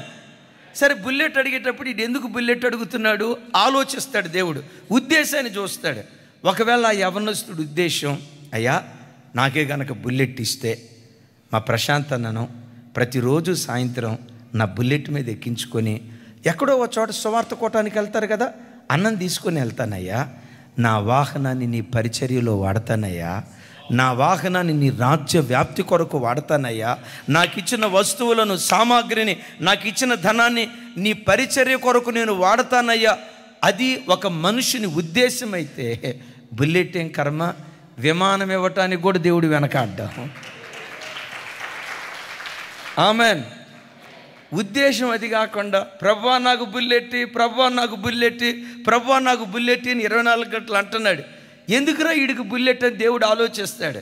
వాడి ఉద్దేశం, నాకే గనక దేవుడు బుల్లెట్ ఇస్తే మా మదనపల్లి ఈడికిపల్లె ఏంటనేది, మా ఈడికిపల్లి ఆ వీధి చివర బుల్లెట్ కిక్కు కొట్టి Duc Duc Duc Duc Duc Duc Duc అని బుల్లెట్ వేసుకొని వెళ్తుంటే మా వీధిలో ఉన్న ఆడపిల్లలందరూ బయటకు వచ్చి గ్రీకు వీరుడు, నా రాకుమారుడు అని ప్రజలందరూ అనుకుంటూ ఉంటే, అయ్యా ఆ కిక్కే వేరేసయ్యా, అందుకని నాకు బుల్లెట్ ప్రభా అని అన్నావా, ఉన్న సైకిల్ కూడా తీసేస్తాడు దేవుడు. దేవుడు ఒక వ్యక్తికి ఏదైనా ఇచ్చేటప్పుడు ఉద్దేశాన్ని చూస్తాడు. ఒకసారి రెనాల్డ్ బాంకే దైవ సేవకుడు నడుచుకుంటూ వెళ్తున్నాడు. ఆఫ్రికా ఖండంలో బహుశ్రమల మధ్యలో సేవ చేస్తున్నాడు. దేవుడు అన్నారట, తినటానికి తిండి లేని రోజుల్లో, ఎంత కష్టపడి సేవ చేసినా కనీసం పోషించబడిన రోజుల్లో దేవుడు ఆయనకు ప్రత్యక్షమై, బాంకే నీకు $10 లక్షల ఇవ్వాలని ఆశపడుతున్నా, కావాలా నీకు అని అన్నాడట. బాంకే గారు దేవుని వైపు చూసి, దేవా నాకు $10 లక్షల దయ్యా, 10 లక్షల మంది ఆత్మలు నాకు కావాలి. డబ్బు నాకెందుకు అయ్యా, డబ్బు నాకెందుకు? ధనదాహంతో చేసేవాళ్ళం కాదు, ఆత్మదాహంతో చేసేటువంటి వాళ్ళం. డబ్బు కాదయ్యా, మాకు ఆత్మలు కావాలి. దేవుడు ఏమంటారు, అబ్బురుపడి ఆ ఒక్క దైవ సేవకుడి చేతికి 1,21,00,000 మంది ఆత్మలను దేవుడు ఆ చేతికి అప్పగించాడట. బిడ్డలారా గమనించండి, దేవుడు నీకు ఏది ఇచ్చినా నీ కుటుంబానికి ఎక్కువ వాడి కలిగిన దానిలో కొంత దేవుని సేవకు వెదజల్లి నువ్వు వెదజల్లుతూ ఖర్చు పెడతా ఉంటే వెదజల్లి అభివృద్ధి పొందువారు కలరు. నేను మాట చెప్పి తర్వాత విషయానికి వెళ్తాను. ఏ బిడ్డలైతే మందిరంలో నమ్మకంగా పరిచర్య చేస్తారో, సేవకుడిని వెంబడిస్తూ ఒక బర్నబాలాగా మందిరంలో పెరుగుతారో, పరిచర్య చేసే కుటుంబాలలో నుండే ప్రవక్తలను దేవుడు లేవనెత్తుతాడు. ఒకవేళ వాళ్ళు ప్రవక్తలు కాకపోయినా పరిచర్య చేసే కుటుంబాలలో నుండి పరిపాలకులనైనా దేవుడు లేవనెత్తుతారు. నేను చాలాసార్లు విన్నాను, రాజశేఖరయ్య గారు చెప్తూ ఉన్నప్పుడు వాళ్ళ అమ్మగారు గురించి చాలా చెప్తారు, నాన్నగారు గురించి చాలా చెప్తారు. వారి అమ్మగారు నాన్నగారు ఆ రోజుల్లో ఆ సేవకులకు చేసింది దేవుడు గుర్తుకు తెచ్చుకొని ఆ తల్లి గర్భంలో నుండి తెలుగు రాష్ట్రాలను కదిలించి తలకిందులు చేసే 2 గొప్ప సేవకులను దేవుడు లేవనెత్తాడు.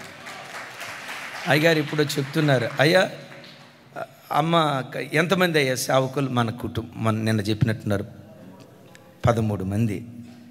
ఒక్క ఇంటిలో నుండి 13 మంది సేవకులు, 13 మంది సేవకులు. ఉన్నతమైన ఉద్యోగాలు చేసే బిడ్డలు ఉన్నారు. దైవజనమ పరిచర్య చేసే కుటుంబాలలో నుండి ప్రవక్తలను దేవుడు లేవనెత్తుతాడు, పరిపాలకులను దేవుడు లేవనెత్తుతాడు. తల్లి, నా చేతులెత్తి నేను దీవిస్తున్నాను, నీ గర్భాన్ని నా దేవుడు ధన్యం చేసి, అయ్యా నీ గర్భాన్ని నా దేవుడు ధన్యం చేసి, నీ గర్భం ప్రవక్తల జన్మస్థానంగా దేవుడు మార్చాలి, పరిపాలకుల జన్మస్థానంగా దేవుడు మార్చాలి. అలా చేయున్నట్లుగా పరిచర్య బర్నబాలాగా త్యాగమూర్తులుగా దేవుని సన్నిధిలో బ్రతుకుదుంగాక. 3వది, బర్నబాను గురించి బహు చక్కటి మాట. క్రీస్తును పోలిన జీవితం జీవించినవాడు. ముద్దు పేరు కలిగిన వాడు నంబర్ 1, త్యాగమూర్తి నంబర్ 2, క్రీస్తును పోలిన జీవితం జీవించినవాడు. 11వ అధ్యాయం 24వ వచనం నేను త్వరగా ముగిస్తాను, చూడండి ఒకసారి. అపోస్తులుల కార్యం 11వ అధ్యాయం 24వ వచనం. కొంచెం నాతో కలిసి అందరూ చెప్పండి ఈ మాట. అతడు పరిశుద్ధాత్మతోనూ విశ్వాసముతోనూ నిండుకొనిన సత్పురుషుడు, బహుజనులు అతని పక్షమున చేరిరి. అతడు అని అంటే ఎవరయ్యా అంటే ఇక్కడ బర్నబాను గూర్చి రాయబడినటువంటి మాట. నాతో కలిసి అందరూ ఒకసారి చెప్పండి. అతడు పరిశుద్ధాత్మతోనూ విశ్వాసముతోనూ నిండుకొనిన సత్పురుషుడు కనుక బహుజనులు అతని పక్షమున చేరిరి. ఇతనికి వాడబడిన పదం మామూలు పదం కాదు. ఏ పదం వాడబడిందో తెలుసా? సత్పురుషుడు. అసలు ఒక మనిషిని పట్టుకొని సత్పురుషుడు అనే పదం వాడొచ్చా? ఓసారి ఓ పెద్ద ఆయన యేసు ప్రభు దగ్గరికి వచ్చి అంటారు, సత్పురుషుడా, నువ్వు సద్బోధకుడే కాదు సత్పురుషుడా అని వాడాడు. సద్బోధకుడా అని వాడితే యేసు ప్రభు వారు అక్కడ అన్నారు, నీవు నన్నేలా సత్పురుషుడా అంటున్నావు? దేవుడు తప్ప సత్పురుషులు ఎవ్వరూ లేరు అన్నాడు. అంటే సత్పురుషుడు అని పిలువబడటానికి యోగ్యులు ఎవరు?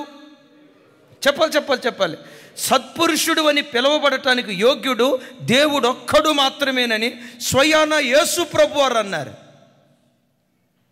అపోస్తులుల కార్యాల్లో లోక భక్తుడు బర్నబాని ఏమంటాడో తెలుసా? అతడు సత్పురుషుడు. ఈ మాట బర్నబా తనను గూర్చి తాను చెప్పుకోవాలా.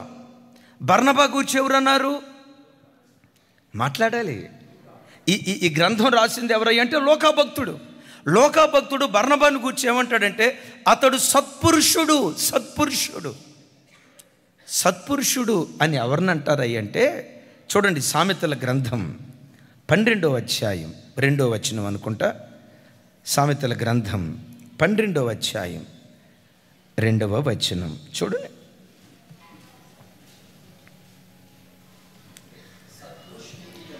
సామెతల గ్రంథం 12వ అధ్యాయం 2వ వచనం.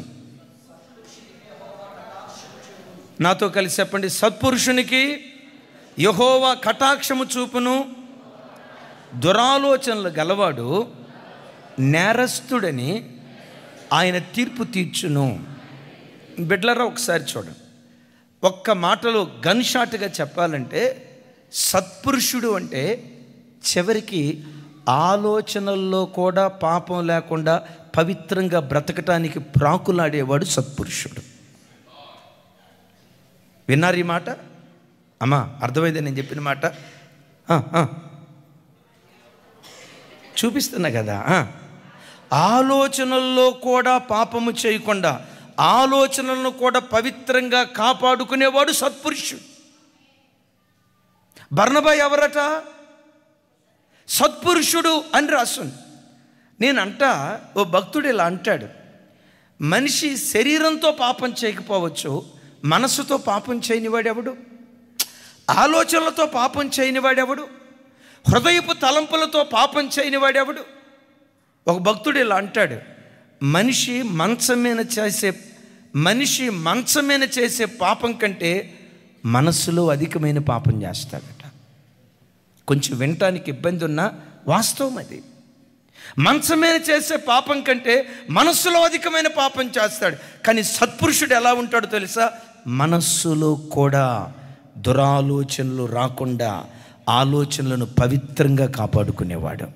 నేనంట ఆలోచనలనే అంత పవిత్రంగా కాపాడుకున్నాడంటే ప్రవర్తనను ఇంకెంత పవిత్రంగా కాపాడుకొని ఉంటాడు, నడతను ఇంకెంత పవిత్రంగా కాపాడుకొని ఉంటాడు. దైవజనమా, ఈ రాత్రి వాక్యం వింటున్న నీ బ్రతుకులో కూర్చున్న నీ జీవితంలో ఒకసారి ఆలోచించు. నీ ఆలోచనలు ఎలా ఉన్నాయి? నీ హృదయపు తలంపులు ఎలా ఉన్నాయి? నీ హృదయంలో నుంచి బయలుదేరే ఊహలు ఏ రీతిగా ఉన్నాయి?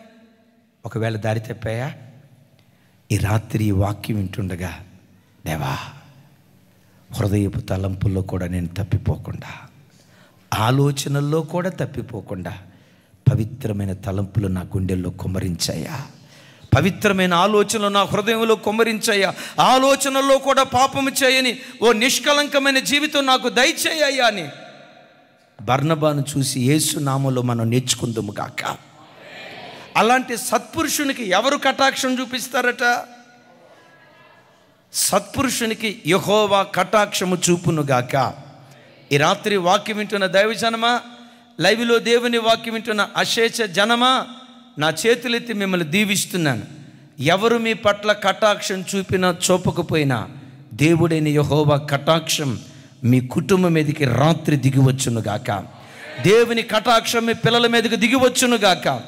దేవుని కటాక్షం మీ భర్త మీదకి దిగివచ్చునుగాక. ఏ స్థలంలో ఏ దేశంలో ఉండి వాక్యం వింటున్నారో, మనుషుల దయ దొరికినా దొరక్కపోయినా, మనుషుల కటాక్షం దొరికినా దొరక్కపోయినా దేవుని కటాక్షం ఈ రాత్రి మీ కుటుంబం మీదకి దిగివచ్చునుగాక. అయితే దేవుని కటాక్షం ఎవరి మీదకి దిగి వస్తుందట? ప్రకటించిన నా మీద కాదు, ఆమెనన్న మీ మీద కాదు. సత్పురుషులుగా ఎవరు బ్రతుకుతారో, హృదయపు తలంపుల్లో కూడా తప్పు దరిచారకుండా హృదయపు తలంపులను కూడా పవిత్రంగా కాపాడుకోవటానికి ఎవరు ప్రాకులాడతారో అతడు సత్పురుషుడు. ఇతడు సత్పురుషుడిగా బ్రతకటాన్ని బట్టి అక్కడ ఒక ఖరీదైన మాట రాసింది, బహుజనులు అతని పక్షమున. ఓ దైవజనుడు సత్పురుషుడిగా, సహృదయం కలిగిన వాడిగా, సరైన ఆలోచనలు కలిగిన వాడిగా, పవిత్రమైన తలంపులు కలిగిన వాడిగా ఒక దైవ సేవకుడు సేవ చేస్తే ఆ సేవకుని పక్షాన బహుజనులు చేరటానికి దేవుడు కృప చూపిస్తాడు. ఆ సేవకుడు ఎక్కడ సంఘం పెట్టినా, ఆ సేవకుడు ఎక్కడ వాక్యం ప్రకటించినా, ఆ సేవకుడు ఏ ప్రాంతానికి వెళ్తున్నా తండోపతండాలుగా జనవాహిని ప్రవాహములుగా రావటానికి దేవుడు కృప చూపిస్తాడు. బిడ్డలారా, నా తలాంతు ప్రజలు నా పక్షాన చేరేటట్లుగా చేయదు, నా వాక్శక్తి ప్రజలు నా పక్షాన చేరేటట్లుగా చేయదు, నేను గొప్ప పాటగాడినైనందువల్ల ప్రజలు నా పక్షాన చేరేటట్లుగా చేయదు. దేవుడు చేరిస్తే వాళ్ళు చేర్చబడతారు. గట్టిగా చప్పట్లు కొడుతూ స్తోత్రాలు చెప్తారు. దేవుడు చేరిస్తే ప్రజలు చేర్చబడతారు. యేసయ్యకు మహిమ కలుగును గాక. గడిచిన రాత్రి అబ్రహాం గారు వాక్యం చెప్తే భలే మాట చెప్పారు. లోతు అన్నాడట అబ్రహాంతో, నువ్వు తూర్పుకి వెళ్తే నేను పడవరకు వెళ్తా, నువ్వు పడవరకు వెళ్తే నేను తూర్పుకి వెళ్తానని అబ్రహాముతో లోతు అన్నాడట. అన్నట్లుగానే లోతు ఇటు వెళ్ళాడు, అబ్రహాం ఇటు వెళ్ళాడు. నువ్వు ఒకే దిక్కెళ్ళు, నేను ఒక దిక్కు వెళ్తాను అన్నాడు. కానీ అబ్రహాముకు దేవుడు 4 దిక్కులు ఇచ్చాడు. ఆయన చెప్తూ అంటాడు, నువ్వు తూర్పుకెళ్ళు, నేను పడవరకు వెళ్తాను, నువ్వు ఆ దిక్కెళ్ళు, ఈ దిక్కెళ్ళు అని అన్నాడు లోతు. అసలు ఇవ్వటానికి ఆడేవుడు, తీసుకోవటానికి ఈడేవుడు. ఇచ్చేదైనా తీసుకునేదైనా దేవుడే. ఆమెన్. హెచ్చించువాడైనా తగ్గించువాడైనా దేవుడే, లేవనెత్తువాడైనా కృంగజేయువాడైనా దేవుడే.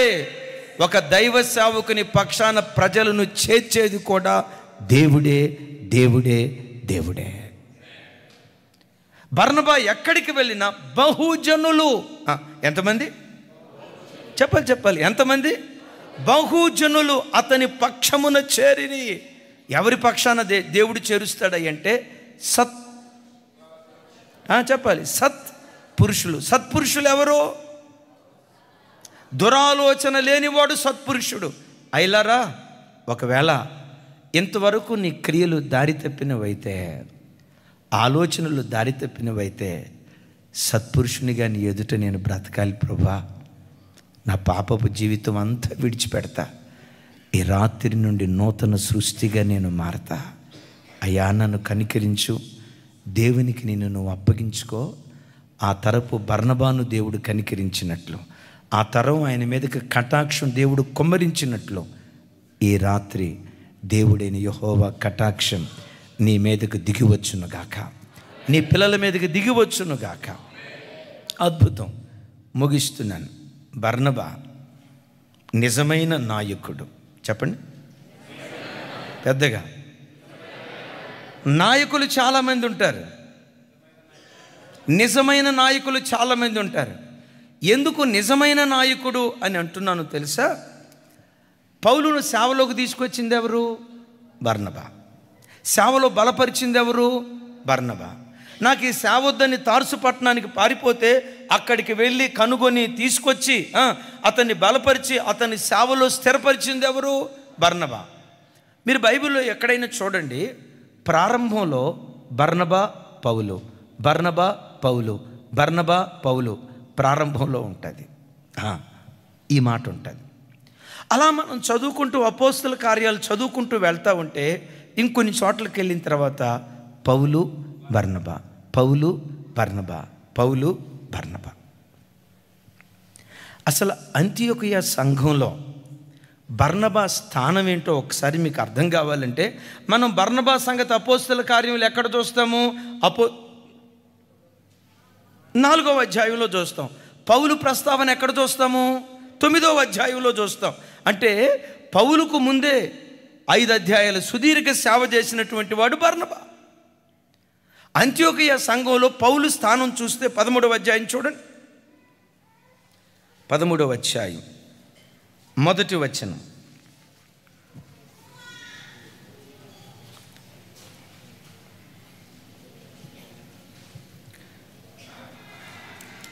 నాతో కలిసి. అంతియోకియాలోనున్న సంఘములో బర్నబా, నిగేర్ అనబడిన సుమయోను, కురేనుడైన లూకియా, చతుర్థాధిపతి అయిన హేరోదుతో కూడా పెంచబడిన మనయేను, సౌలు అను ప్రవక్తలను బోధకులను ఉండిరి.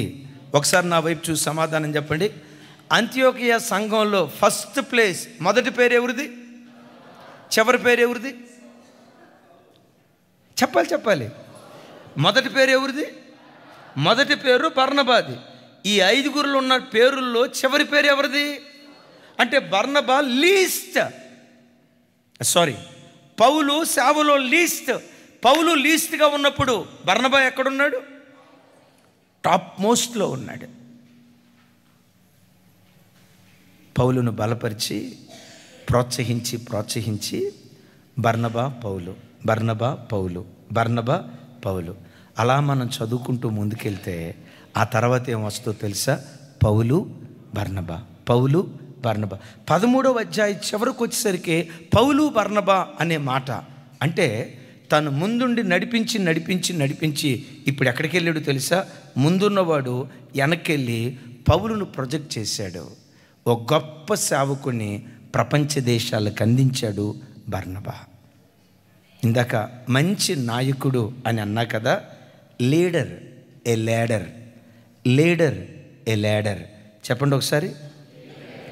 లీడర్ ఏ లీడర్. చెప్పండి. లీడర్ ఏ లీడర్. లీడర్ అంటే నాయకుడు, లీడర్ అంటే కదా. లీడర్ ఎలా ఉండాలి? నిచ్చెనలాగా ఉండాలి. అంటే నిచ్చెన పైకి ఎక్కటానికి ఉపయోగపడింది కదా.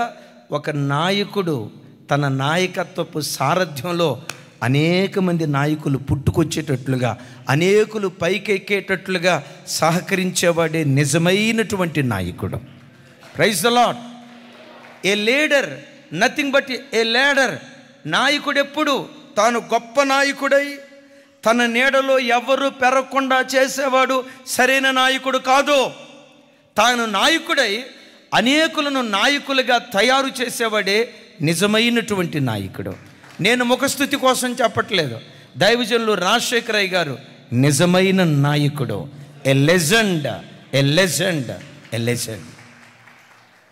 2002వ సంవత్సరం డిసెంబర్ నెల 9వ తారీఖున ఇదే మదనపల్లి ప్రాంతంలో చిన్న పిల్లోడుగా వచ్చా. అఫ్కోర్స్ ఎప్పటికీ నా తండ్రి ముందు మేము చిన్నపిల్లలమే, ఎప్పటికీ మేము చిన్నపిల్లలమే. అయ్యగారు ప్రార్థన చేసేటప్పుడు కూడా ఇప్పటికి కూడా ఏమని ప్రార్థన చేస్తారో తెలుసా? దేవా, వీరు చాలా చిన్న పిల్లలయ్యా, 50కి వచ్చా.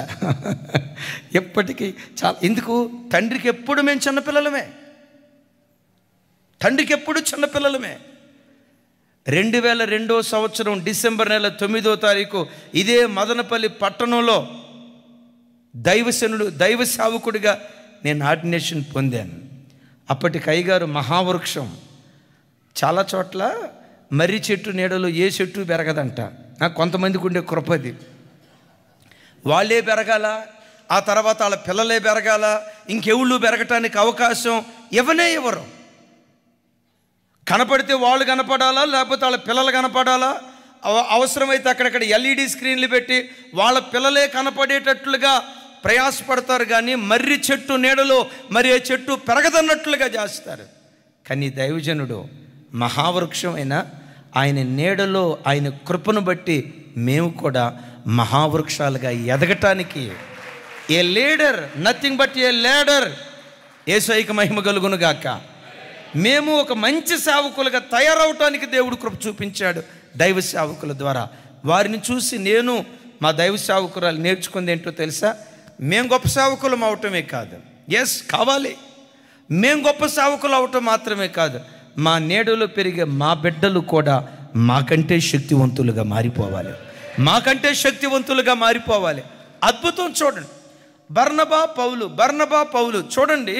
ముందు బర్నబా కనపడ్డాడు, వెనక పౌలు. ఇప్పుడు ఏమయ్యాడు తెలుసా? ఆ బర్నబా వెనక్కు వెళ్ళి సహజంగా ఏ వ్యక్తి అయినా నేను కనపడాలి, నేను వినబడాలి అనుకుంటాడు. అవును, ఆమెనా? ఎవరా మనిషి?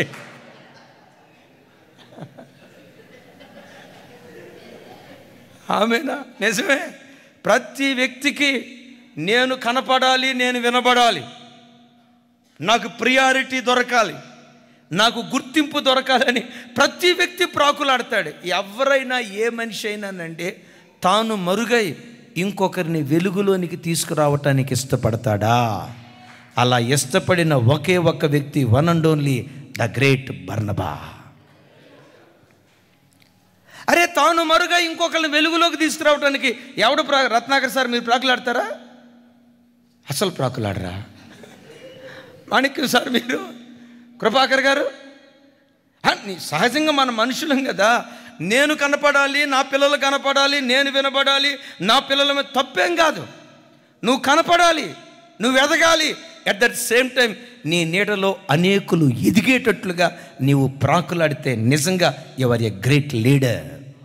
నిజమైన నాయకుడికుండే గొప్ప లక్షణం.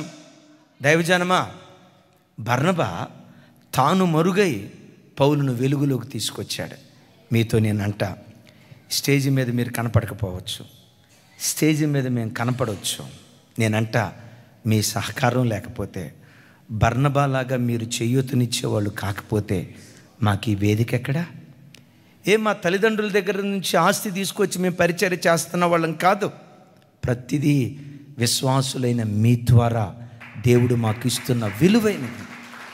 నేను ఖచ్చితంగా చెప్తా, మనం అందరం ప్రభు దగ్గర నిలవబడినప్పుడు యుద్ధానికి వెళ్ళిన వాడికి ఎంత జీతమో అసలు మూలవాక్యం మర్చిపోయారు. సామాగ్రి దగ్గర కాపలా ఉన్నవాడికి కూడా యుద్ధానికి వెళ్తుంది ఎవరు? మేము, సేవకులు.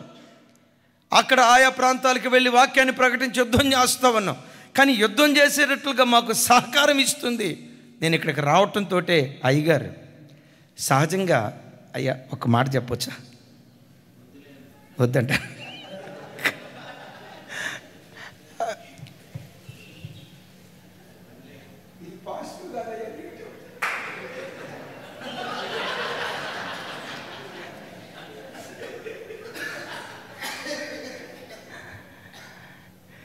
అయ్యగారికి ఉన్న మంచి లక్షణాల్లో ఒకటి, ఎవరిని పొగడరు.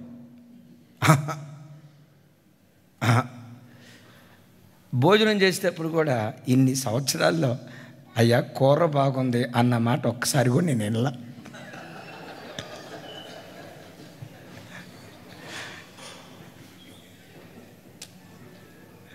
ఉప్పు ఎక్కువైతే మాత్రం అయ్యా ఉప్పు ఎక్కువైంది అయ్యా అంటారు, అంతే. ఒకసారి అన్నారు, నాన్న అట్లా మనం పొగిడితే వాళ్ళకి లేని గర్వం వస్తుందయ్యా, నాకున్న భయం అది. అయ్యగారు చెప్పిన మాట, నాకున్న భయం అది అయ్యా, అందుకని తొందరపడి ఏదన్నా అంటే సాతానుగాడిని మరల వాడిని ట్రాక్ తప్పించాలని ప్రయత్నం చేస్తాడయ్యా అని అంటారు. నేను మాత్రం నాకుండే ఆలోచన ఏంటంటే, కూరకు తాలింపు మనిషికి పొగడతా ఎంతో కొంత అవసరమని నేను అనుకుంటా. అది మానుషిక ఆలోచనేమో, నాకు తెలియదు. కూరకు తాలింపు అవసరమా లేదా? మనిషి పొగడుతుండాలి, విమర్శ ఆదరణకు ఆదరణ ఉండాలి, హెచ్చరికకి హెచ్చరిక. అయితే ఇక్కడికి వచ్చిన తర్వాత ఒక్కొక్క బిడ్డ గూర్చి ఒక్కొక్క బిడ్డ వాళ్ళ పేర్లు చెప్తే అది వెనక కూర్చున్నారు బిడ్డలు. పగలనక రాత్రి అనక 2 నెలలు 3 నెలలు. అయ్యా మీరు ఎంత కష్టపడ్డారో, ఒకళ్ళు కాదు ఇద్దరు కాదు, ఫనీ చాలామంది, ఒకళ్ళు కాదు, బెన్హర్, ఒకళ్ళ పేరు చెప్పి ఒకళ్ళ పేరు చెప్పకపోతే మళ్ళీ ఇక్కడ నేను అన్యాయస్తుని అవుతాను. మీరు చేసిన దానికి అయ్యగారు ప్రతిఫలం ఇవ్వలేకపోవచ్చు, మేం ప్రతిఫలం ఇవ్వలేకపోవచ్చు. మీరు చేసిన దానికి నిశ్చయంగా యెహోవా ప్రతిఫలం ఇస్తాడు. నిశ్చయంగా మీ పిల్లలకు దేవుడు ఇది దీవెన కారణంగా దేవుడు మార్చునుగాక. మనం కనపడ్డామా లేదా అనేది అప్రస్తుతం. Amen, amen. మనం కనపడ్డామా లేదా, మనకు గుర్తింపు దొరికిందా లేదా అప్రస్తుతం. మన ద్వారా దేవుడు మహిమపరచబడితే అంతకు మించిన భాగ్యం ఇంకొకటి ఏదీ లేదు. స్టేజ్ మీద ఎవరు కనపడుతున్నారు? మేం కనపడుతున్నాం. కనపడకుండా మరుగ్గా ఉంది ఎవరు? వినండి, మనం బయట కనపడుతున్నామా మరుగ్గా ఉన్నామా అనేది అప్రస్తుతం. దేవుడు మనల్ని ఏ స్థానంలో ఉంచాడో ఆ స్థానంలో నమ్మకంగా బ్రతకటమే దేవుడు మనకిచ్చిన కృప, ధన్యత, భాగ్యం. ఆమెన్. ఇప్పుడు దేవుడు సంఘాన్ని శరీరంతో పోలిస్తాడు. ఎందుకు శరీరంతో పోలిస్తాడంటే, శరీరంలో ఉన్న అవయవాలు ఉన్నాయి కదా, కొన్ని అవయవాలు లోపట ఉంటాయి, కొన్ని అవయవాలు బయట ఉంటాయి. నేనంట లోపట ఉండే అవయవాలు లోపటే ఉండాలి, బయట ఉండే అవయవాలు బయట ఉండాలి. మనం ఏ స్థానంలో ఉన్నాము అనేది ముఖ్యం కాదు, కానీ ఉంచిన స్థానంలో నమ్మకంగా బ్రతుకుతున్నామా లేదా అనేదే ఇక్కడ ప్రాముఖ్యం. ఆమెన్. బయట కనపడినంత మాత్రాన విలువ లేని వాళ్ళమని కాదు. ఇంకో మాట చెప్పాలంటే, విలువైనవి ఎప్పుడు లోపటే ఉంటాయి. ఆమెన్ చెప్పండి ఒకసారి. ఏమన్నాను? అవునో కాదో ఒక మాట చెప్తాను. ఇప్పుడు ప్రార్థనకు వచ్చారు కదా, అప్పుడప్పుడు ఫంక్షన్లకు వస్తారు కదా, ఫంక్షన్లకు వచ్చినప్పుడు డెఫినెట్గా బంగారం దిగేసుకొని వెళ్తారు కదా. ఇంట్లో ఉన్నప్పుడు వేసుకోకపోయినా నన్ను చూడు, నా బంగారం చూడు అనేటట్లు వేసుకొని వెళ్తారు కదా. అక్కడ ఫంక్షన్ అయిపోయింది, ఇంటికి వెళ్ళటంతో చెప్పులు ఎక్కడ ఇడుస్తారు? మాసిపోయిన బట్టలు ఎక్కడ వేస్తారు? జేబులో ఉన్న డబ్బులు, మెడలో ఉన్న బంగారం బయట వేసేది ఎవరు? అడ్రస్ చెప్పండి అమ్మా, మాకు చాలా అవసరం ఉంది, ఇంకా మందిర పనులు చాలా ఉన్నాయి, ఇంకా అయిపోలేదు. ఒకవేళ మీలో ఎవరైనా అబ్బా అయ్యగారు ఇంత మందిరం కడతారని మాకు తెలిసినడితే ఈ పాటికి చాలా సహాయం చేసేవాళ్ళం కదా, అయ్యో మాకు తెలియలేదే. మీలో ఎవరైనా టెన్షన్ పడుతున్నారా? ఏం కంగారు పడదు, ఇంకా పని చాలా మిగులుంది. దేవుడు మిమ్మల్ని ప్రేరేపిస్తే, ఎందుకు ఆ మెడలో ఉన్న బంగారం దొంగోళ్ళ చేతిలో పడి కంటే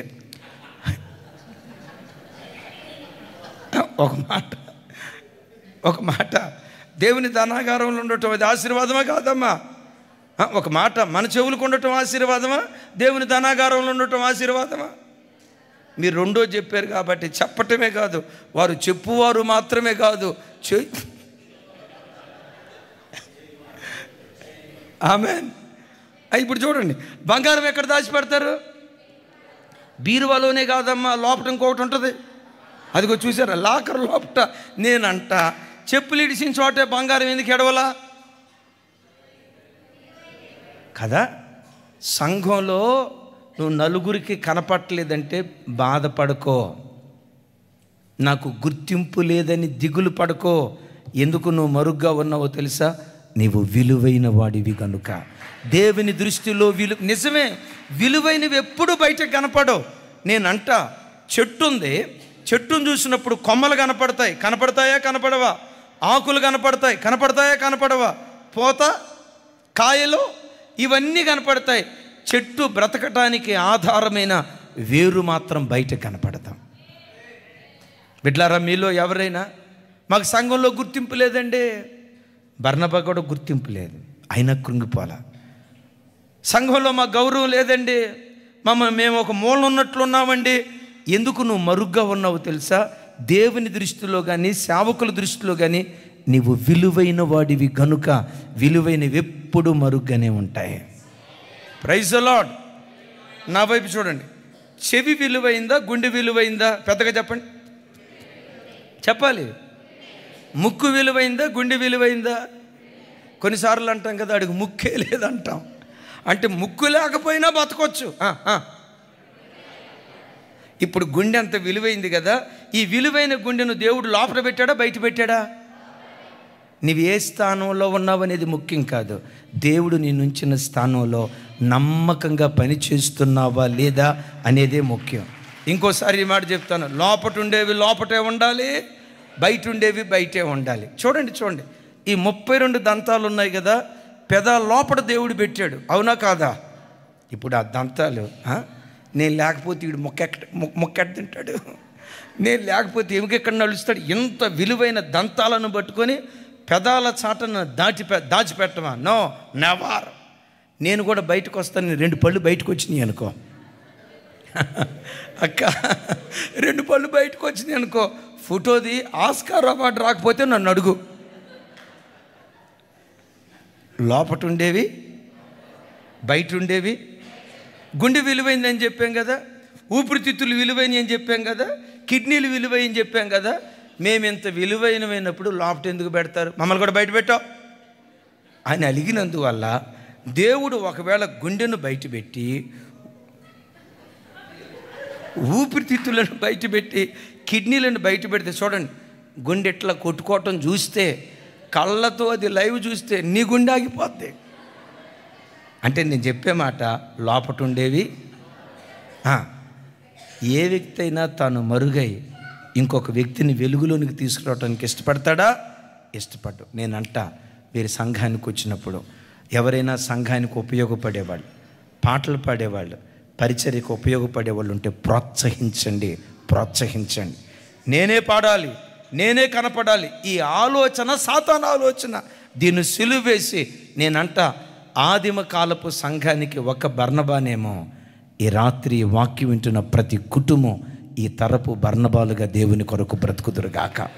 మన మదనపల్లి పరిచర్యలో నుంచి వేల కొలది ప్రజలు ఒక బర్నబాలాగా దేవుని కొరకు తయారవుదురుగాక.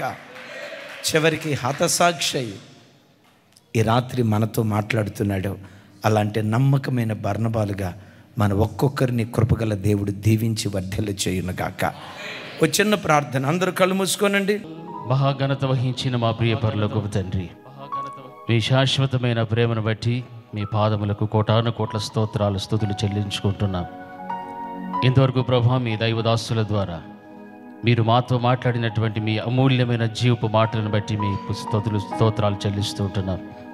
నిజముగా ప్రభా, మా అందరి యొక్క జీవితాలలో కూడా విత్తబడినటువంటి మీ అమూల్యమైన వాక్యము ద్వారా ప్రభా, ఒక్కొక్క కుటుంబము, ఒక్కొక్క విశ్వాసి ఒక బర్నబా వలె ఉండాలని దేవా, మీ యొక్క దైవదాసుల ద్వారా మీరు హెచ్చరించిన విధానాన్ని బట్టి మీకు స్తోత్రాలు.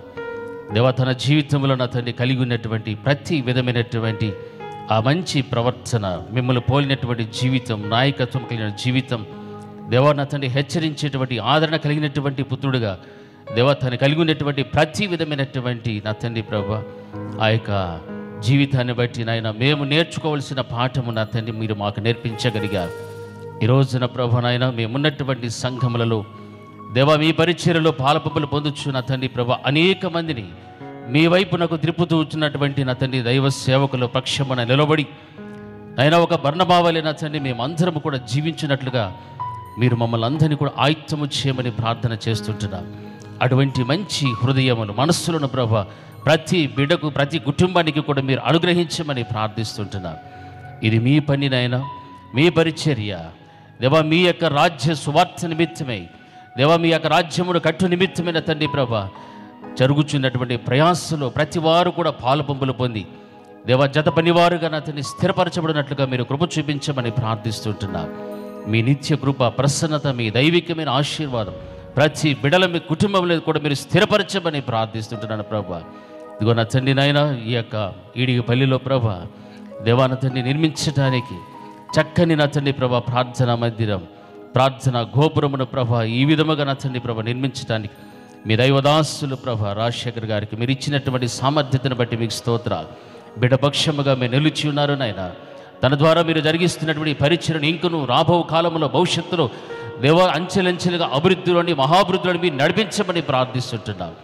అనేక మందికి దీవెనకరముగా, ఆశీర్వాదకరముగా, ఆత్మీయ జీవితంలో బలపడేటువంటి ఆ గొప్ప ఔన్నత్య ఔదార్యమైన స్థితిని ప్రభా కలుగు చేసేటువంటి ఒక గొప్ప బలమైనటువంటి మీ సాధనముగా నిలబెట్టమని ప్రార్థన చేస్తున్నాను.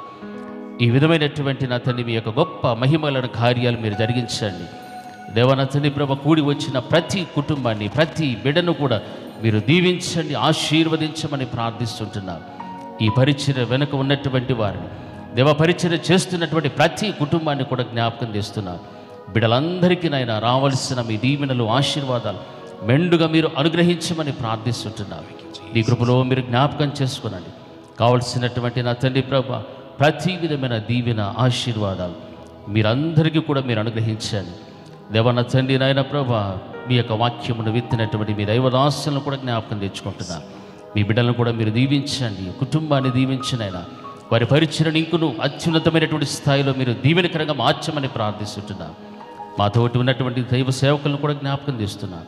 ప్రతి వారిని కూడా ప్రభా వారి పరిచర్యను కూడా మీరు దీవించి ఆశీర్వదించమని, కూడి వచ్చిన మా అందరితో కూడా ప్రభా మీ యొక్క కృప నిత్యము సదాకాలము తోడుగుంచండి. ఈ నూతనముగా నిర్మించబడి ఉన్నటువంటి నా తండ్రి ఈ యొక్క మందిరములు నా తండ్రి ప్రభా నిత్యము మీ యొక్క మహిమ, మీ యొక్క ప్రభావము, మీ శక్తితో నింపబడినట్లుగా మీరు సహాయం చేయమని ప్రార్థిస్తుంటున్నాను. ఎటువంటి మనుషుల ప్రభావము కానీ, సాతాను చీకటి అంధకార శక్తుల ప్రభావం యేసు నామములో లయపరుస్తున్నాను ప్రభా. మీ యొక్క బలమైనటువంటి నా తండ్రి ప్రభా కార్యాలు ఈ స్థలములో జరగాలి. మీ బలమైన కార్యములు ఈ స్థలములో జరగాలి ప్రభా. అటువంటి మీ ఔన్నత్యమైనటువంటి ప్రభా మీ యొక్క ప్రేమకు దేవ ప్రతి బిడ కూడా పాత్రలో ఉన్నట్లుగా తండ్రి ఈ స్థలాన్ని మీరు ఆశీర్వదించండి నైనా, మీరు ఆశీర్వదించండి, మీరు ఆశీర్వదించమని ప్రార్థిస్తున్నాను. వేలాది మంది ప్రజలు, లక్షలాది మంది ప్రజలతో ప్రభా ఈ స్థలం అంతా కూడా నింపబడి దేవ ప్రతి కన్ను మిమ్మల్ని చూచేటువంటి విధముగా దేవా దీనిని నా తండ్రి ప్రతిష్ఠించుకోమని ప్రార్థన చేస్తుంటున్నాను. దేవ ప్రతి ఒక్కొక్క విషయంలో కూడా మీరు చేస్తున్నటువంటి మీ బలమైన కార్యములన్నిటిని బట్టి కూడా మీ పాదములకు కోటాను కోట్ల స్తోత్రాలు, స్తుతులు చెల్లించుకుంటూ దేవా నా తండ్రి ప్రభా కూడి వచ్చిన మమ్మల్ని అందరినీ కూడా నాయన మీరు దీవించమని, మరి ప్రత్యేకించి నా తండ్రి ప్రభా దేవ ఈమానియల్ పరిచర్యల యొక్క సంఘ వ్యవస్థాపకులను నా తండ్రి మీ చేతులకు అప్పగిస్తున్నాను. రాజశేఖర్ గారిని, వారికి ఇచ్చినటువంటి కుటుంబాన్ని ప్రభా, బిడ్డలను, వారి యొక్క సంతానం అంతటిని కూడా ప్రత్యేకమైన దీవెన ఆశీర్వాదాలతో మీరు నింపి బలపరచమని ప్రార్థిస్తుంటున్నాను. ఇంకను భవిష్యత్తు కాలములో నా తండ్రి ప్రభా ప్రతి ఒక్కొక్కరి ద్వారా నా తండ్రి మీ బలమైన కార్యాలు మీరు జరిగించండి. ప్రశాంతిని మీ చేతులకు అప్పగిస్తున్నాను ప్రభా. నీ బిడ్డను బలపరచండి నైనా. నీ బిడ్డను తండ్రి ఒక గొప్ప దైవజనుడిగా మేము చూడటానికి మీరు కృప చూపెట్టమని ప్రార్థిస్తుంటున్నాం. మీ యొక్క అధికమైనటువంటి కృపను నీ బిడ్డ మీద కుమ్మరించమని ప్రార్థిస్తుంటున్నాం. ఈ విధంగా తండ్రి కుటుంబాన్ని, ఇచ్చిన సంఘమును, సంఘ పరిచయం అంతటిని కూడా దేవా మీరు దినదినము నా తండ్రి ఆశీర్వాదములోనికి నడిపిస్తూ మీరే మా అందరి ద్వారా సమస్త స్తుతి, ఘనత, మహిమ, ప్రభావములు పొందుకునమని నజరేయుడైన యేసుక్రీస్తు ప్రశస్త నామమును అడిగి పొంది ఉన్నాము తండ్రి, ఆమేన్. తండ్రి అయిన దేవుని ప్రేమ, కుమారుడైన యేసుక్రీస్తు ప్రభు దివ్య కృప, పరిశుద్ధాత్మ దేవుని అన్యోన్యమైన సహవాసం, సమస్త దీవెనలు మనకును సకల పరిశుద్ధులకును సదాకాలం తోడయిండి నడిపించును గాక. ఆమేన్, ఆమేన్, ఆమేన్. ఇంతవరకు ఓపికతో విన్నందుకు మీకు అందరికీ కృతజ్ఞతలండి. ఇంతవరకు నా ఛానల్ సబ్స్క్రైబ్ చేసుకోకపోతే దయచేసి సబ్స్క్రైబ్ చేసుకోండి, లైక్ చేయండి, షేర్ చేయండి. ఇంకా లేటెస్ట్ వీడియోల కోసం బెల్ ఐకాన్ మీద క్లిక్ చేయండి.